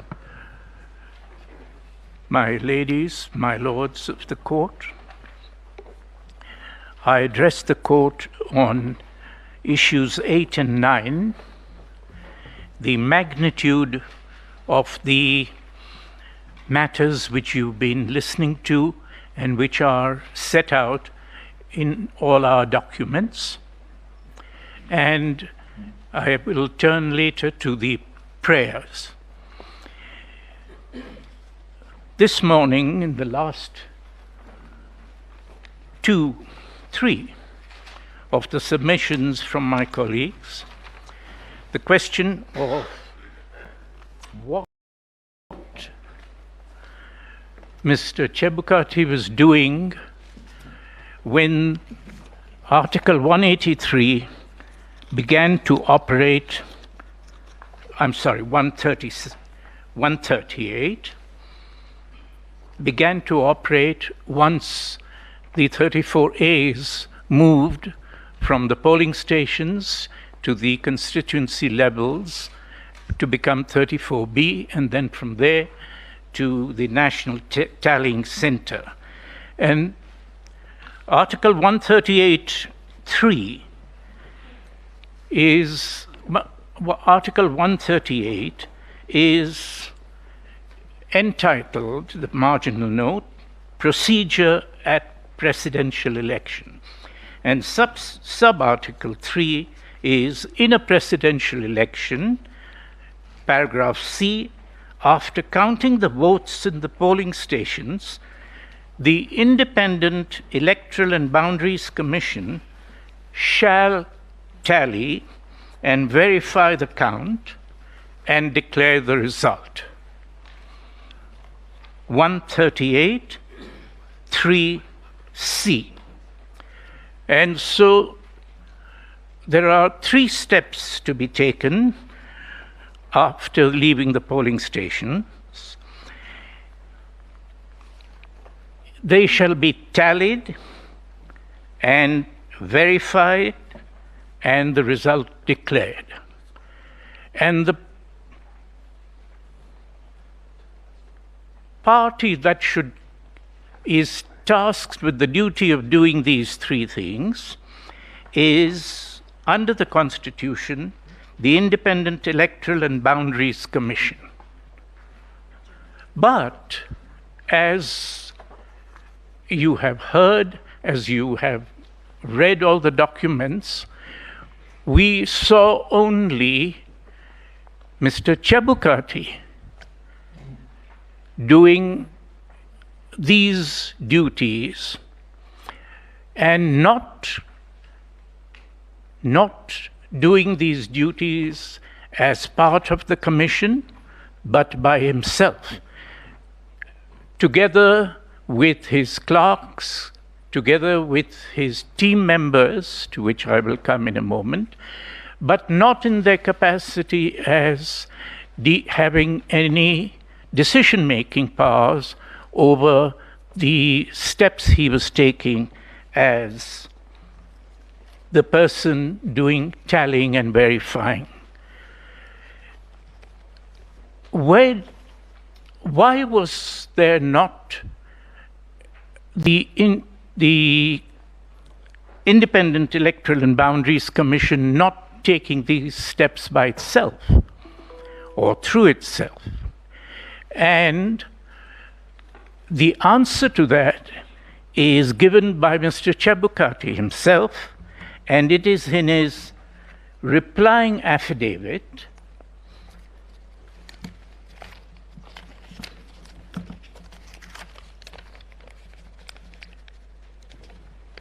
sworn on the 26th day of August 2022. And this is what he is setting out in paragraph 108.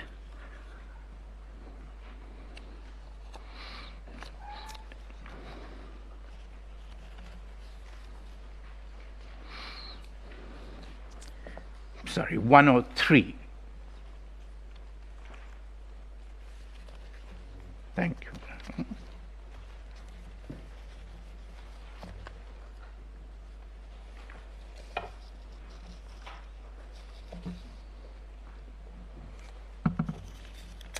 On page 10, members of the court, my apologies, to paragraph 37. And this is what Mr. Chebukati says, that the Commission, from Gazette Notice number 9540, number 155, dated 8th of August 2022, a day before the election, outlined the result pathway from the polling station to the national tallying as follows. And then he quotes the Gazette Notice, subtitle, "The Presidential Returning Officer," into brackets, Commission Chairman, Roman 1, receives Form 34As and 34B. Article 138 is reading that the form should be received by the IBC.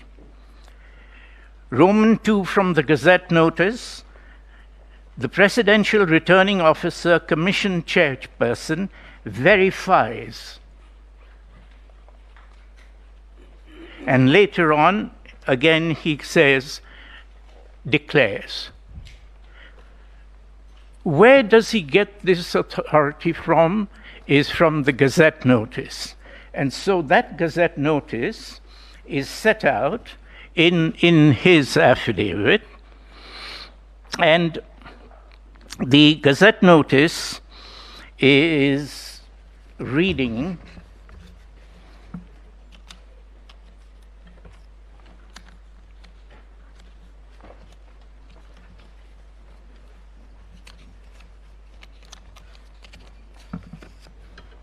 on page 36. This Gazette Notice is in the X made, and it sets out the result paths at the National Tallying Center, which we have seen. And so we search for the authority to move away from Article 138. How did it get from IBC to Mr. Chebukati? In exercise of the powers confirmed by Articles 88, 44 of the Constitution, Section 4 of the IBC Act, Sections 38, 39 of the Elections Act, and Regulations 87(1)(b) of the Elections General Regulations 2012. This shift has come through these General Regulations 2012, which were amended at a different time, and brings a different receiving party. And that receiving party is the returning officer, into brackets, commission chairman, and the 87 itself, the regulation, is an amendment and is referred to by Mr. Chebukati. We submit that Regulation 87 and this pathway that he has put down is a repeat of Article 138(3)(c), but with one significant alteration. Instead of the IBC receiving the votes, instead of the IBC verifying the votes and declaring the tally and the verification, he has put his own name, the chairman. Simple submission we have that this is subsidiary legislation. The pathway which he was relying on in the Gazette notice is void totally.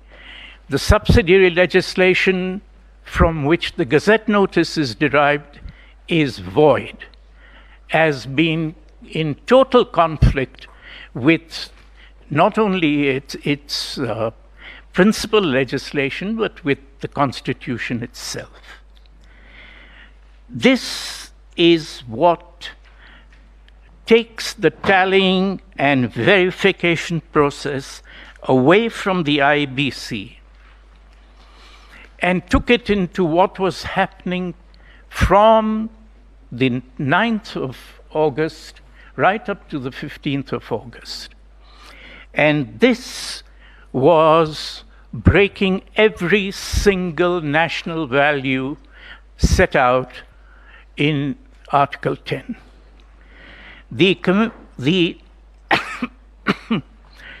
And because this too was a checkpoint, it is widely believed, and the chairman is the first to fan this, that there is only one key checkpoint in the process of counting, and that is 34A at the polling station, close of polling, a photograph, the Keams skit, and that's the check. We have to understand that there isn't only one check. There is a second key check from the 34As to the 34Bs. There is generated 34C, and 34C is so key that it needs a second check. And who is there to do that checking? No longer the agents at the polling stations. In their place, the Constitution sets the IBC, the 7 commissioners.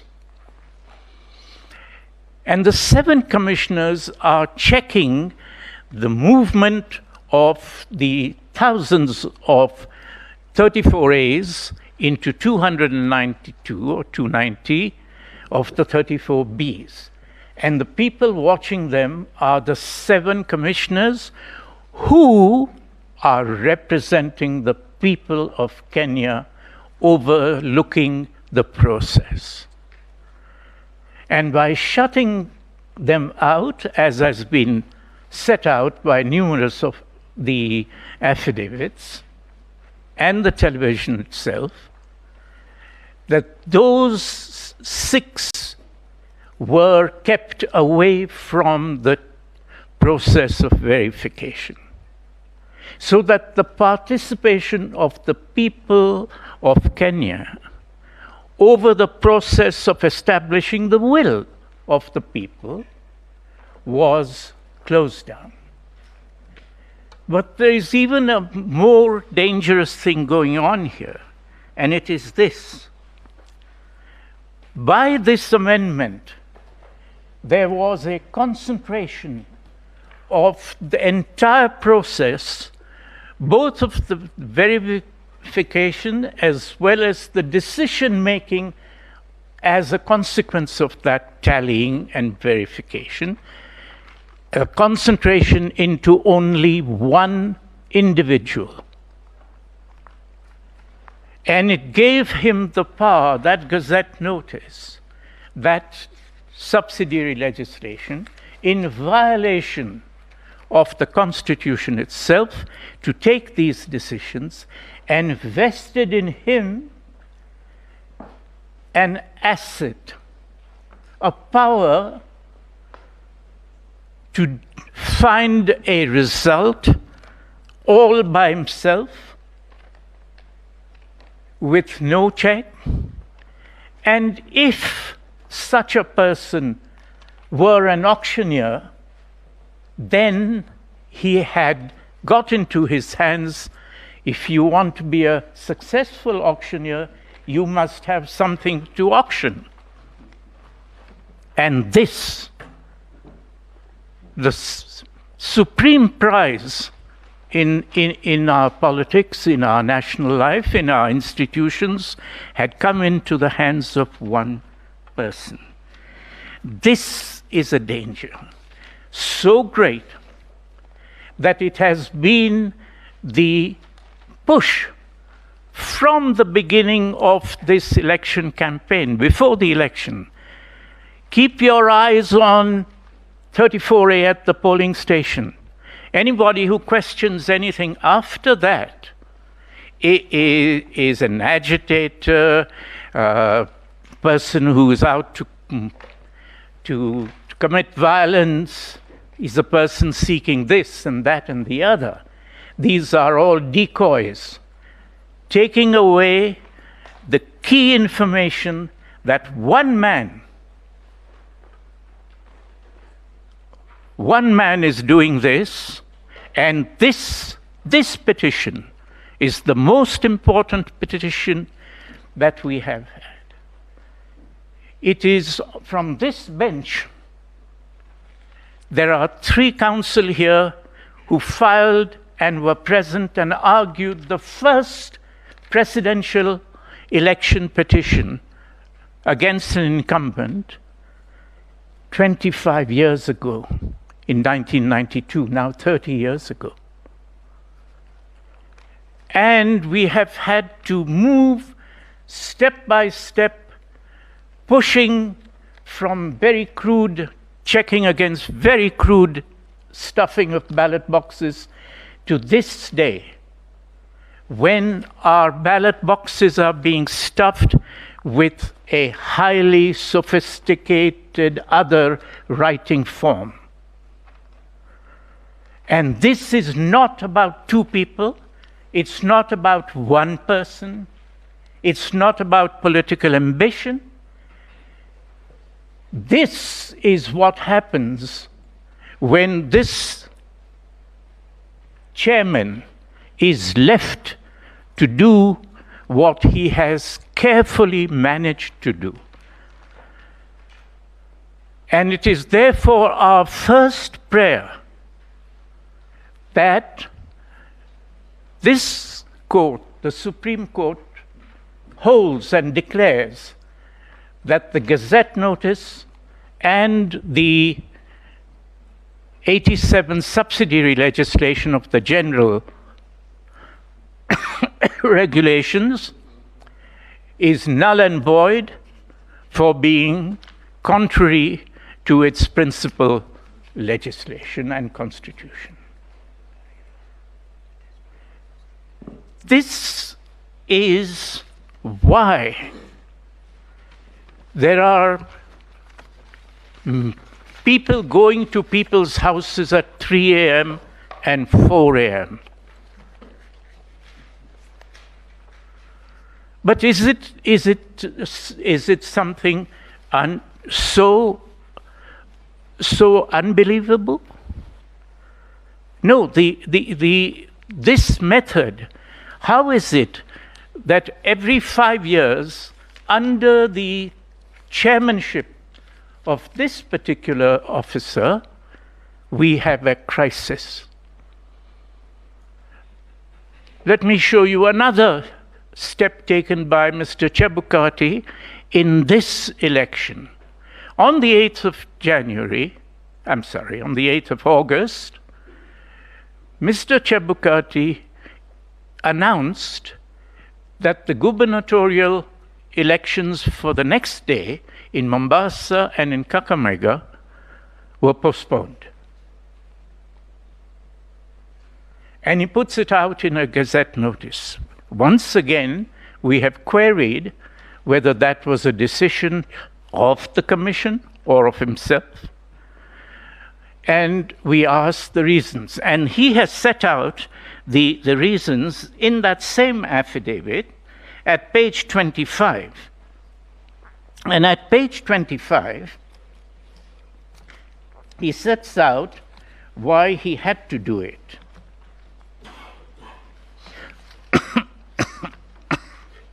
Sorry. And this is what he says. Paragraph 103 of that affidavit on page 25, that despite spirited efforts by him and his whole teams, whatever they are, to have the printer replace the ballot papers urgently, it was not possible, he says, to complete all logistics in time for the elections. In the circumstances, the Commission was constrained, now he is seeking their umbrella, was constrained to postpone the gubernatorial elections in Kakamega and Mombasa, and then he gives the authority. Pursuant to Section 55B of the Elections Act and Regulation 64 of the Elections General Regulations, which allows the Commission to postpone an election in a constituency, county, or ward, quote, I've been quoting, quote, where it is impossible for an election to proceed, full stop. Then he says that the postponement was for a limited. So he has set out that it was postponed under these two sections and regulations where it is impossible for an election to proceed. So we look up Section 55B of the Elections Act. Here is 55B of the Elections Act. Postponement of elections by the Commission. Section 1. The Commission may, where a date has been appointed for holding an election, postpone the election in a constituency, county, or ward for such period as it may consider necessary, where A, there is reason to believe that a serious breach of peace is likely to occur if an election is held on that date. But Mr. Chebukati says that's not the reason. B, it is impossible to conduct the elections as a result of a natural disaster or other emergencies. He hasn't said it was because of the natural disaster or other emergencies. He doesn't say they were there. C, that there has been occurrence of an electoral malpractice of such a nature and gravity as to make it impossible for an election to proceed. A, B, C.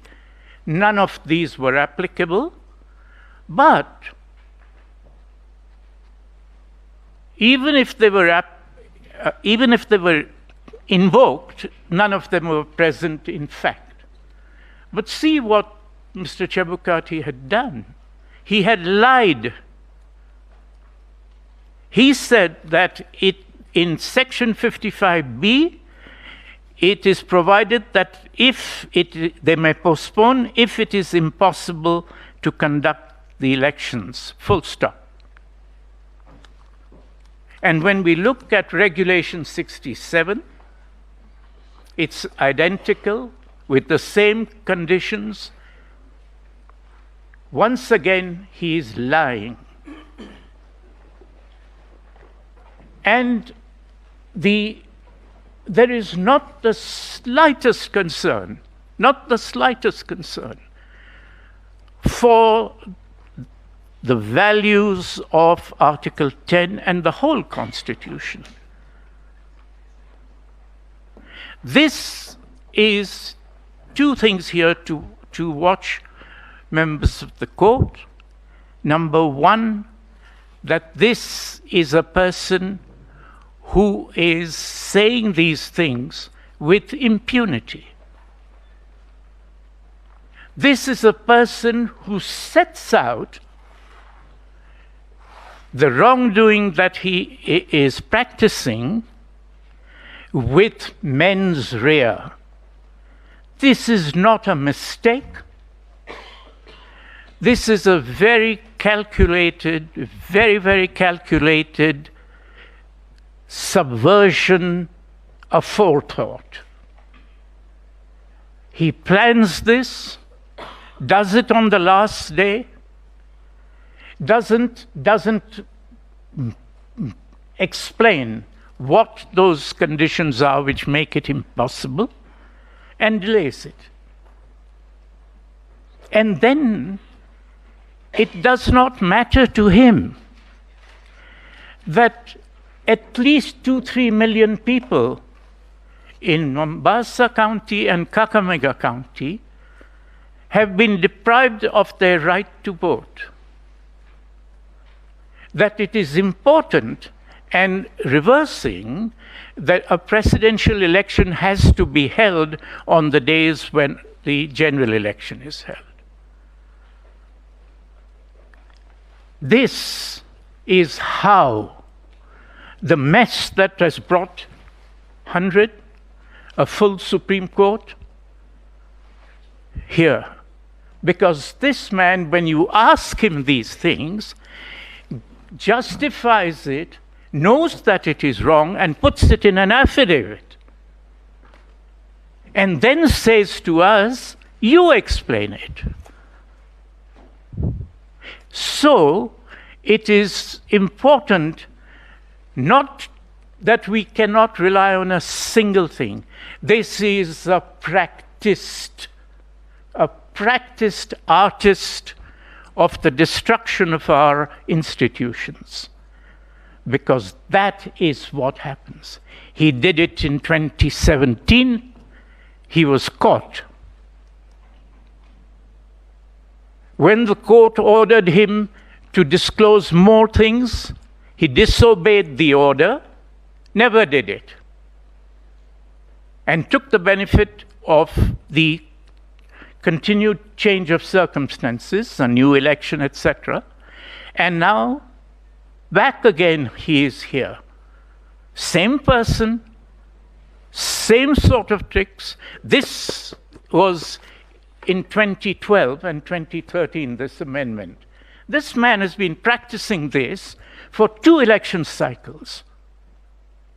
And he comes here, read this affidavit. Every 2 sentences he says, I'm conscious of the importance of my work as a state organ or a state officer.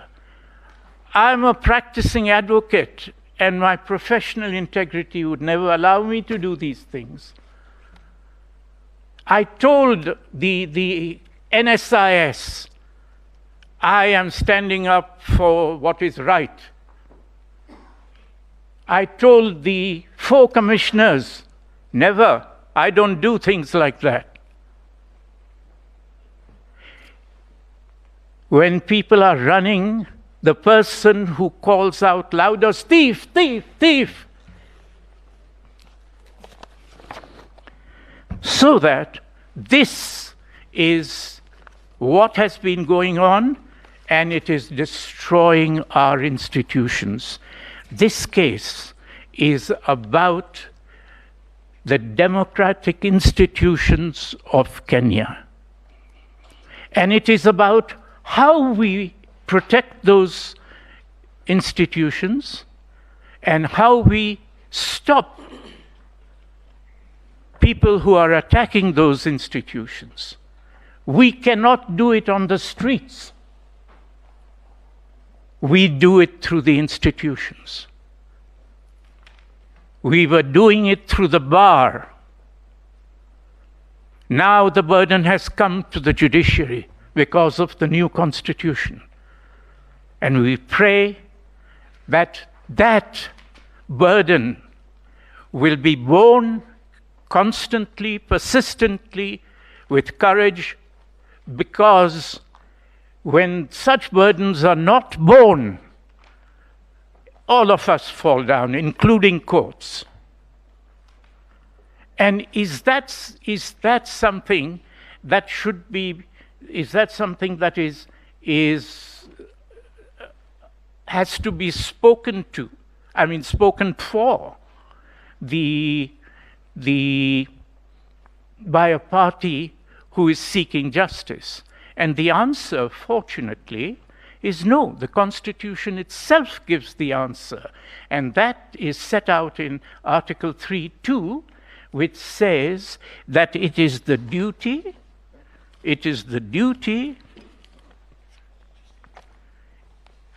every person has an obligation to respect, uphold, and defend this Constitution. Defend? Armies coming from abroad don't care about our Constitution. We're not defending this Constitution against armed incursion from anywhere. That defense is from enemies within who use this type of thing. It is not unusual. The subsidiary legislation emanates, as we all know, from the institution itself. And a letter goes to the Attorney General saying, I would like to amend this. This is what I want. The Attorney General says, give us a draft. The draft comes, sent to the draftsman, legal draftsman. First draft goes to various ministries, Attorney Generals, other departments, public, to the Interior Ministry, la. So this has been done very calculatedly. Very few of us are going to read this to see it, but no one even saw it in 2017. So we have work ahead of us. And so may I turn then to the second issue that I'm coming on to submit to your ladyships and lordships, and that is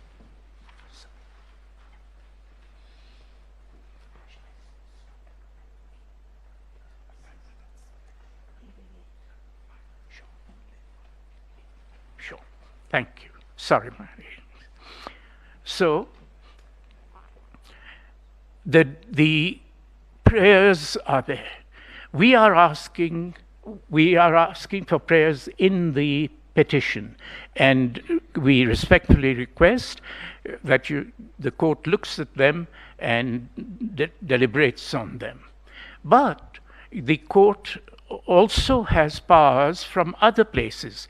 For example, in the Elections Act itself, under Section 80, subsection 4, the court has power. The court has power to, if there is evidence that you find, you may issue directions that the certificate is to be made out in the name of the person who has secured more votes. The second prayer we do make outside this is this, that we cannot have, whatever the outcome of this petition, we cannot have the self-discredited person who is giving false affidavits and doing all these things to be the chairperson of the IEBC or anything at all. And so we are also saying that there are two prayers in relation to this. The Article 3 of our Constitution says this. Article 3, sub-article 2. And this is at the heart, I pray, of the judgment that this Honourable Court gives. 2, any attempt to establish a government otherwise than in compliance with this Constitution is unlawful. Any attempt to establish a government otherwise than in compliance with this Constitution is unlawful. And so, in what is a 34C? A 34C is what leads to 34B, which leads to the declaration of a precedent, which is the formation of a new government. That is what was going on the 15th of August there.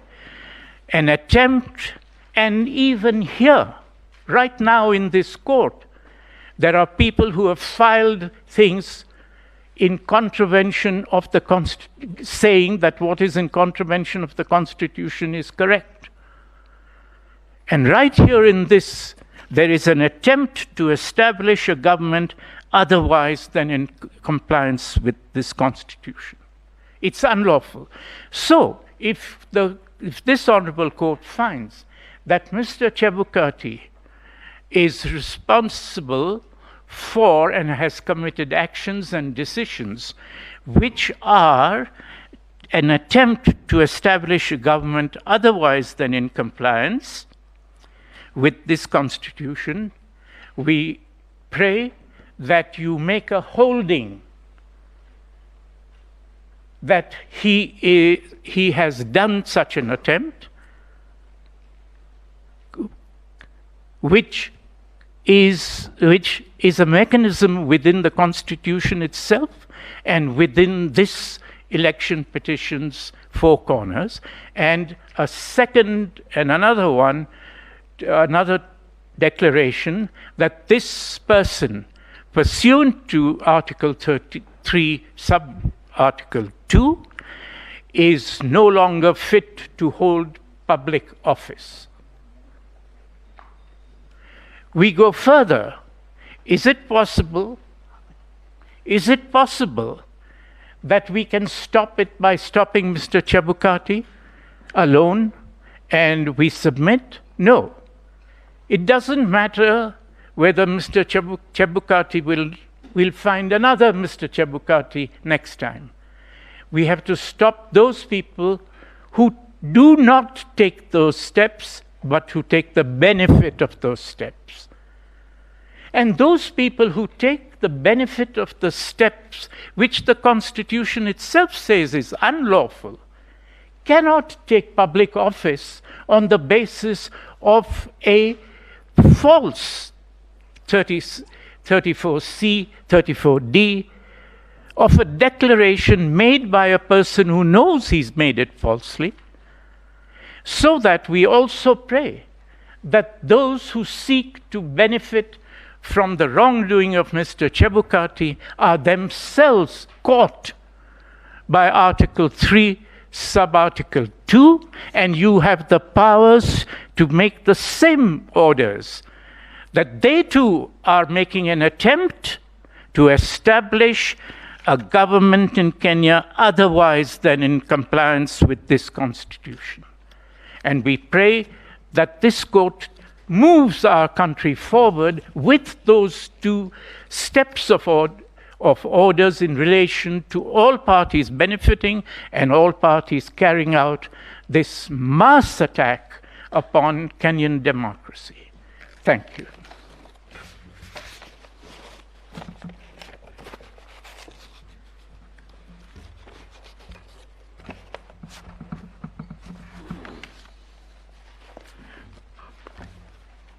I pray to the court to allow me to say a few things in conclusion. And I'm honored to come after my senior, Mr. Firoz Norji, senior counsel. I cannot forget to put it on record that in 1993 I filed a similar petition challenging the election of the then president, and my lawyer was Mr. Firoz Norji and Mr. Paul Mwangi, and I'm forever grateful. And so was Mr. Paul Mwite, senior counsel. Many times I was locked up, he was always available to appear for me, and like many other counsels who are here. I want to urge the court that what has been put on record, and particularly the evidence that has come through the submissions of my learned friend, Mr. Morgor, it's so important in terms of making a decision as to what to do with the elections that were held on the 9th of August this year. And Mr. Morgor has put evidence before you which has not been controverted. For example, there is evidence of interference, if not invasion, of the technology infrastructure of IEBC, and the evidence of Mr. George Njoroge, which was covered by Mr. Morgor. I want the court, with respect, to look at what the IEBC has said in return or in response to those very, very serious allegations through Mr. Martin Wachira Nyaga, again was referred to by Mr. Morgor. He does not deny the disclosure of the 6 logs from the 6 servers. In his affidavit, he actually acknowledges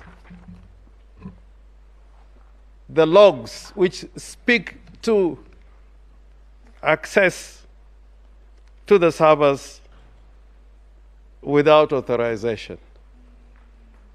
And he puts the question the other way around. Instead of this matter going into inquiry by the Electoral Commission, he questions the authority of Mr. Njoroge in accessing, in obtaining those logs. And he says the same things about the logs that have been put forward by Mr. Justice Nyang'aya. The authenticity and integrity of those logs have not been rebutted. We are treated to an explanation in the affidavit of Mr. Wachira, in particular about the generation of Form 34C. And those rebuttals do not answer the question as to why there are these unauthorized access to the servers of the IBC and obtaining those particular logs. There is also in the bundle, in the evidence through the affidavit of Mr. Nyangasi, of 2 Form 34Cs, one generated on the day the results of the elections were declared on the 15th of August, and the one that was generated on the 15th of August 2022 is based on the results obtained at the county level. The next day, again, another Form C was generated All that is in the bundle of Mr. Nyagasi. Another Form 34C. That one was computed on the basis of the results that were obtained from the polling stations. So we got two Form 34Cs. There is no explanation given as to why there was those two forms. So, Your Lordships, we pray that the orders that we prayed for are justified. But probably in future, there may need to be a thorough inquiry as to what happened. Not just looking at the question of whether Mr. Ruto was validly elected, but looking at the criminality that characterized this entire enterprise. And that is when the Kenyan people will know the truth. But for now, I think the Kenyan people will be happier if this court can make sure that the authority, their sovereign will, is not taken away. I thank you. Thank you very much for keeping time. We will take one more before we break for lunch. Petition number E001 of 2022, John Njoroge Kamau.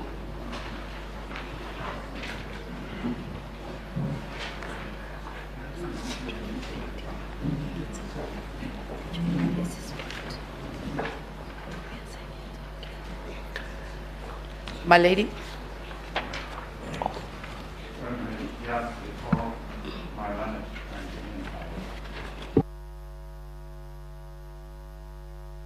I request for indulgence of the court just to introduce three people I'm appearing with, but they were in the other room, they didn't get access to court.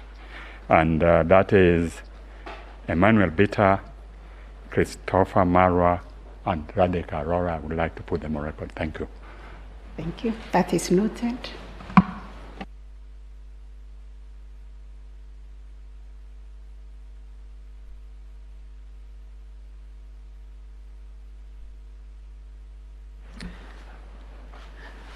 My lady, Madam Chief Justice, my lady, the Deputy Chief Justice, my lords and my lady of the Supreme Court. I don't believe I need to introduce myself again, since I did that right at the beginning.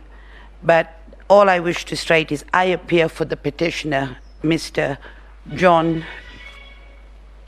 I'm so sorry, Mr. John Njoroge Kamau, who has been called as a surrogate in some of the affidavits, and unfortunately yesterday was called a proxy. My ladies and my lords, Article 1.1 of the Constitution relates to the sovereignty of the people. Article 3.1 of the Constitution, it is the duty of every Kenyan, and most of us sitting here are Kenyans, to uphold and defend the Constitution. Hence, it is very sad to see that when Wanjiko, or in this case, John Njoroge Kamau, comes to court, he or she is immediately vilified and stigmatized. All he is doing is exercising his constitutional duty and following the law, never wanting to go back to where we went about 15 years ago. And like I said, in social media, everybody gets vilified.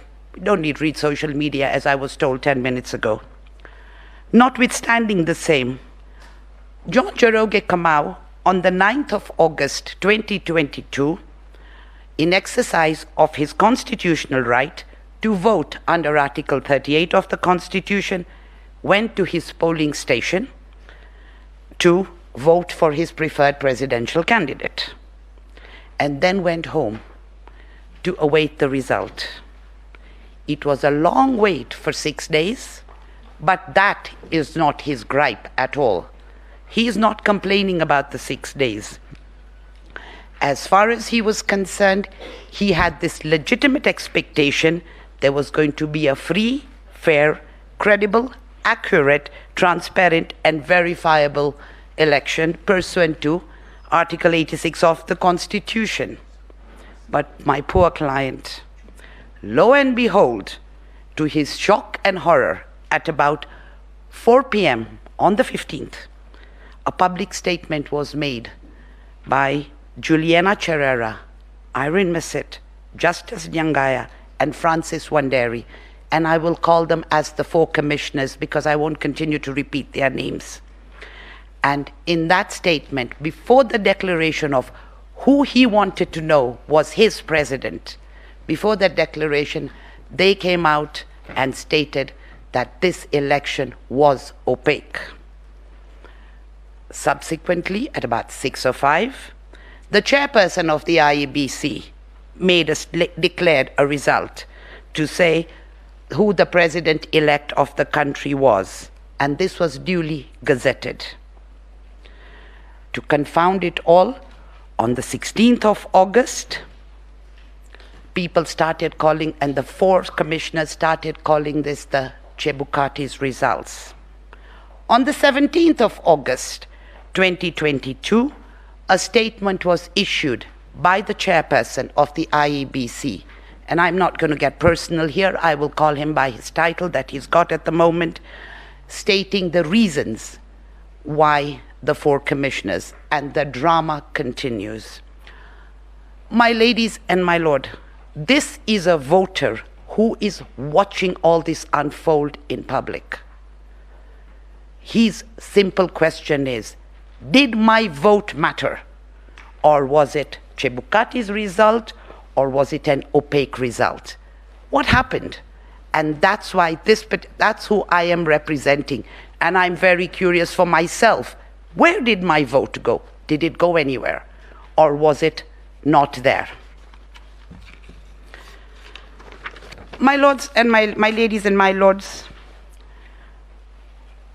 in order to meet the constitutional threshold of being a credible, transparent, verifiable, accurate process, the electoral process must be conducted in strict compliance of the law. We have filed on behalf of the petitioner very extensive submissions. These were filed on the 26th of August 2022. I am caught in a position where I could sit here and reread everything that's been said or everything that has been reiterated by my learned seniors who are, for once in my life I can say who are much older than me, because normally I'm one of the oldest people in a room, who are much older than me. So I don't wish to repeat everything that they have said, because that we don't have the luxury of time. I will just keep it very, very short, because I am sure your ladyships and your lordships will read the 23-page submissions that we have done. 1. Under Article 138.3c of the Constitution, it specifically states that after counting the votes at a polling station, IEBC shall, it is not say, may, shall tally and verify the count. That's what our framers said. Article 138.310 now starts distinguishing.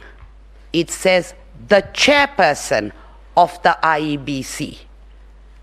As yesterday was said by Madam Chief Justice, the framers of the Constitution decided to give you 14 days. It's not easy to complete this election petition. It's got to be done within 14 days. The framers of the Constitution knew exactly what they were doing because of where we had come from, culminating in 2007. Hence, the declaration was to be done by the chairperson, but the verification and tallying, if they wanted to do it by the chairperson, they would have said it. Secondly, if, as is being stated by the chairperson of the IEBC, as he's put in his statement that was issued on the 17th of August, it is me.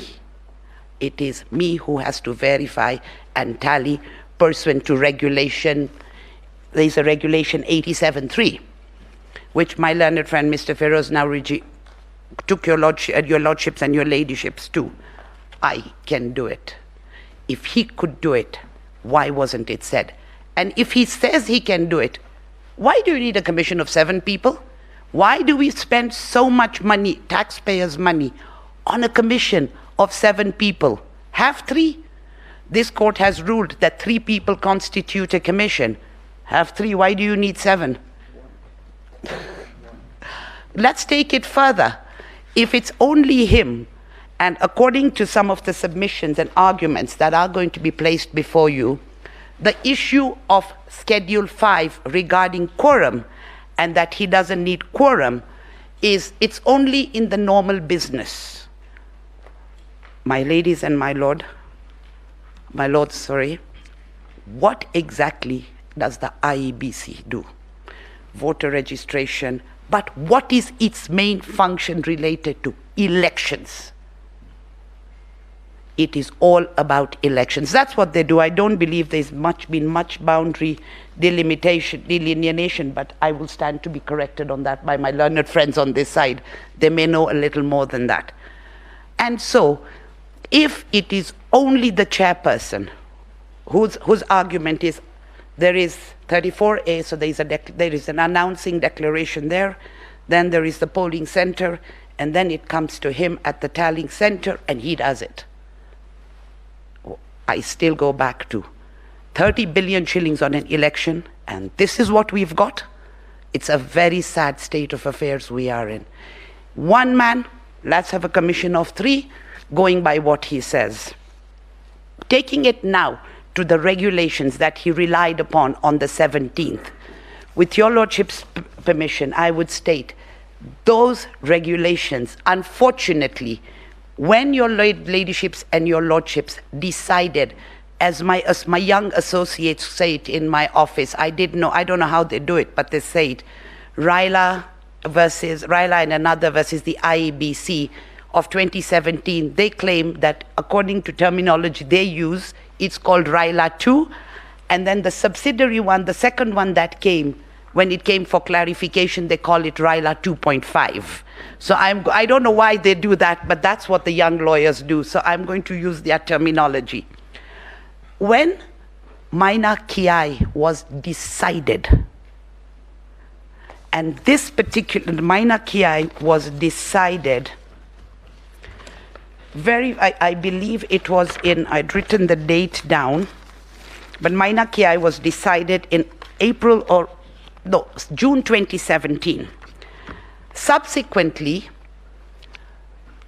the chairperson of the IEBC came to your lordships and your ladyships asking for a clarification as to exactly how Maina Kiai was interfering with your decisions in Raila 2.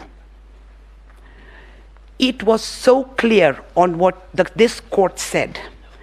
And the saddest part is, regulation 87 that he is relying upon was not brought to your attention, and from 2017 to 2022, all IEBC does is hold elections but doesn't look at its regulations. And are these regulations, are these going to be the mundane matters that the Commission has to decide? Because we've been told, besides verifying and telling, the Commission does everything, and those are in their submissions. My lords and my ladies, if you look at my written submissions, and I'm going to take you through them very quickly as to, if you look at, and the page numbers are verified, the case numbers, we've put in a bundle of documents.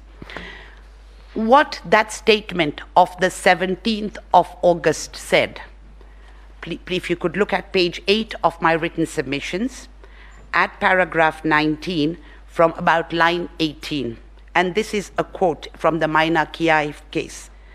It is, in our view, fallacious and flies in the face of clear principles and values of the Constitution to claim that the chairperson of the appellant can alone, at the tallying center or wherever, purport to confirm, vary or verify the results alone. This Honorable Court further said the same thing in the RILA 2.5, which is set out at page 11 of the submissions at the bottom. And you go to page 12, this is at paragraph 20, and it will be paragraph 292 of the RILA 2.5. The failure by the first respondent, IEBC, to verify the results in consultation with the second respondent, IEBC chairperson, before the latter declared them, therefore went against the expectations of Article 138(3)(c). And there are several quotations I have put in there that show that this court has already made the decision. My biggest fault with the IEBC, and it's not particular the chairperson in himself, for 5 years you did nothing. The Supreme Court told you in October 2017, you can't do this. You do nothing. You amend in April 2017, you leave it at that. There's been hardly any amendments. It doesn't matter who's the Kenyan voter. IEBC, chairperson, we own this. It's an independent commission, but they have to work within the ambit of the Constitution. My ladies and my lord, I'm just going back now. Like I said, I have 15 minutes, and I think I'm going to be at a space where I'm going to be a very patriotic Kenyan, and I'm going to donate the time back to the court, because I don't think I'm going to take the full time to finish my submission, because it's fully set out where we are going to. There are three things that we've brought up. One is the issue of the Regulation 87, which has to be made unconstitutional. And we have relied upon the judgment of this court in the case of Rai, where you declared Section 14, where Parliament went way beyond the ambit of what this court was supposed to do. We are relying upon that to declare that, because it appears IEBC is never going to come to you, so we might as well do it once every 5 years to see where they've got it wrong. We're requesting you to declare it unconstitutional. We are going further and stating to your lordships, to your ladyships and your lordships, the issue of the elections, of the cancelled elections. Whilst the elections were cancelled in counties or gubernatorial, and an issue has been taken up that if this court has jurisdiction, because interpretation of the Constitution is in the High Court. My ladies and my lords, Article 101 actually gives a date cast in stone when our elections are going to take place. General Assembly, Parliament, Presidential, the whole lot. So it is on the second Tuesday of every 5th year. Article 101 read with Article 136(2)(a), read with Article 177(1)(a) of the Constitution, and 181, clear, cast in stone. We all know why that happened, because initially dates could be set by whoever they wanted to, and you could have a date on the 29th of December for an election, where voters were available or not available. That was the history of that, in a very narrow way. We now have a situation where elections were cancelled. Today, we have a chairperson and an IEBC who are so disconnected. What happens if in 5 years from now, somebody decides to cancel a presidential election on the basis of a national emergency? This is something that really struck us when we were looking at this. It was something that had never crossed our mind. It's a hypothetical, yes, but maybe some direction needs to be given on that. Secondly, the suppression of voter turnout and voters being disenfranchised. We've been told this entire election is mathematical. Take a calculator and you'll get a result. That's what I've been told. How, if it's as simple as taking a calculator, the national tally that was stated by the chairperson was 65.4% or thereabouts. In Mombasa, where there was no gubernatorial election, and that you can work out from simple mathematics as to the number of people who showed up vis-a-vis the number of people, the voter turnout was 44%. In Kakamega, with a national tally of 65.4%, the total number of voter turnout was 57%. Simple mathematics, even saying that the figures we have are correct. And that is where we've come from, because there was a submission that we've not shown anything. Those two counties were way below the national tally. Whose strongholds they were is not my problem. All we are saying is that there was suppression and therefore voters were disenfranchised.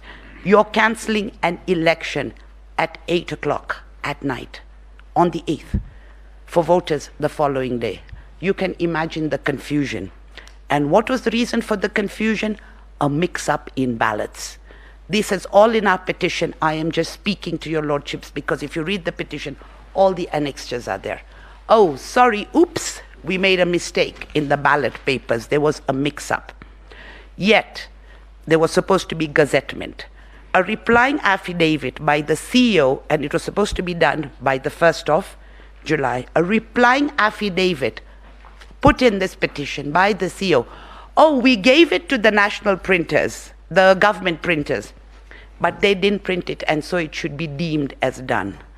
There are news articles saying 128 ballots came to this country with ballot papers on the 7th of July, 6 days after this gazettement, or 7 days. And it is quite clear that there was an issue with the gazettement. It was backdated. But 128 ballots were already there. And the chairman admitted it, that there was a problem with the machine at the government printers for the printing. Even if you assume that it was printed on time, it was sent on the 1st of July. The earliest it could have been done was on the 2nd of July, because they haven't given us a time. We are voters, we are just watching this. We are watching this drama unfold. That being the case, and on the 7th, 128 ballots came. That's a lot of ballots and a lot of ballot papers. Nobody checked, like I keep on saying, 30 billion shillings later, we can't get an election right because there's a mix-up in the ballot. And therefore, my ladies and my lords, what is happening here is not a way to have an election at any level. We don't know what is going on as voters. People who are listening to this are getting even more confused as to what is happening out there. Was this accurate? Was this verifiable? It's our humble submission. The commissioners who came out, the disconnect between the commissioners shows that there is a problem. Mr. Chebukati says it is verifiable and accurate. The voter, what does Mr. John Njoroge know? The commissioners are saying it was opaque. Where does the voter go? Has everybody forgotten the voter in all of this? The political parties are saying, I won, I won. We want to know what happened to our vote. And where we are today, we actually cannot say that where this vote went and what happened. And in view of that, it's my humble submission that one, the petition be allowed as prayed. And there is a prayer we've requested for, that there should be a nullification of this election, because the sovereign will of the people has not been, well, like I said, what we see. Whilst this court says an election is a process, for me, and even as a lawyer, and for Wanjiko and for John Njoroge, an election is an event. You're going to the ballot, you're going to cast your vote, and you're hoping that your vote counts. We shouldn't be in a position where we hope that our votes count. We should be in a position where we know our votes count. And whilst there is a prayer which your lordships and ladyships might tell me off about, we have requested that the chairperson be prohibited from conducting any further elections in view of his behavior and or holding any public office in Kenya in breach of Chapter 6 of the Constitution of Kenya. The reason why we've said that is, unfortunately, whilst we created independent offices, we forgot about Chapter 6. And I think this court needs to show the way, even if it's to the lower courts or subordinate courts, show them the way that it's Chapter 6 that is going to be a question of integrity. In view of that, my ladies and my lord, I have nothing to add except if anybody has any questions, and please, can there not be hard questions? Thank you very much, Council. You have donated to us 7 minutes. Thank you very much. Thank you for your generosity. I think we will adjourn.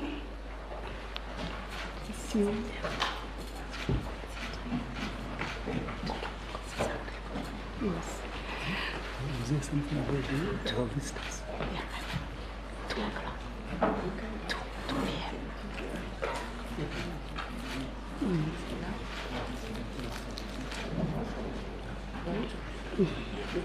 Yes. We will adjourn until 2 p.m., but before we do so, I recognize that we have observers who have joined us. Yesterday, during the pre-trial, we formally recognized the observers, but I think they were not present. So on behalf of the Supreme Court, my sister and brother judges and the entire court, we wish to welcome all the observers, especially the delegation from the Commonwealth that is led by our retired Chief Justice from Tanzania, the Honorable Justice Adhman Mohamed Chande, for taking time to come and observe these proceedings. We thank you for taking your time, which is a mark of friendship and also encouragement, and also an indication that we are all pursuing similar objectives of ensuring there is promotion and protection of the rule of law and constitutionalism, and also creation of strong, independent institutions that guard and sustain our democracy. So you're most welcome to the proceedings, and our gratitude for your finding time with eminent judges, jurists, and other distinguished delegates who have committed their time to come and be part of these proceedings. On behalf of the court, we are so grateful. And having said that, I think we will arise and resume at 2 p.m. Thank you.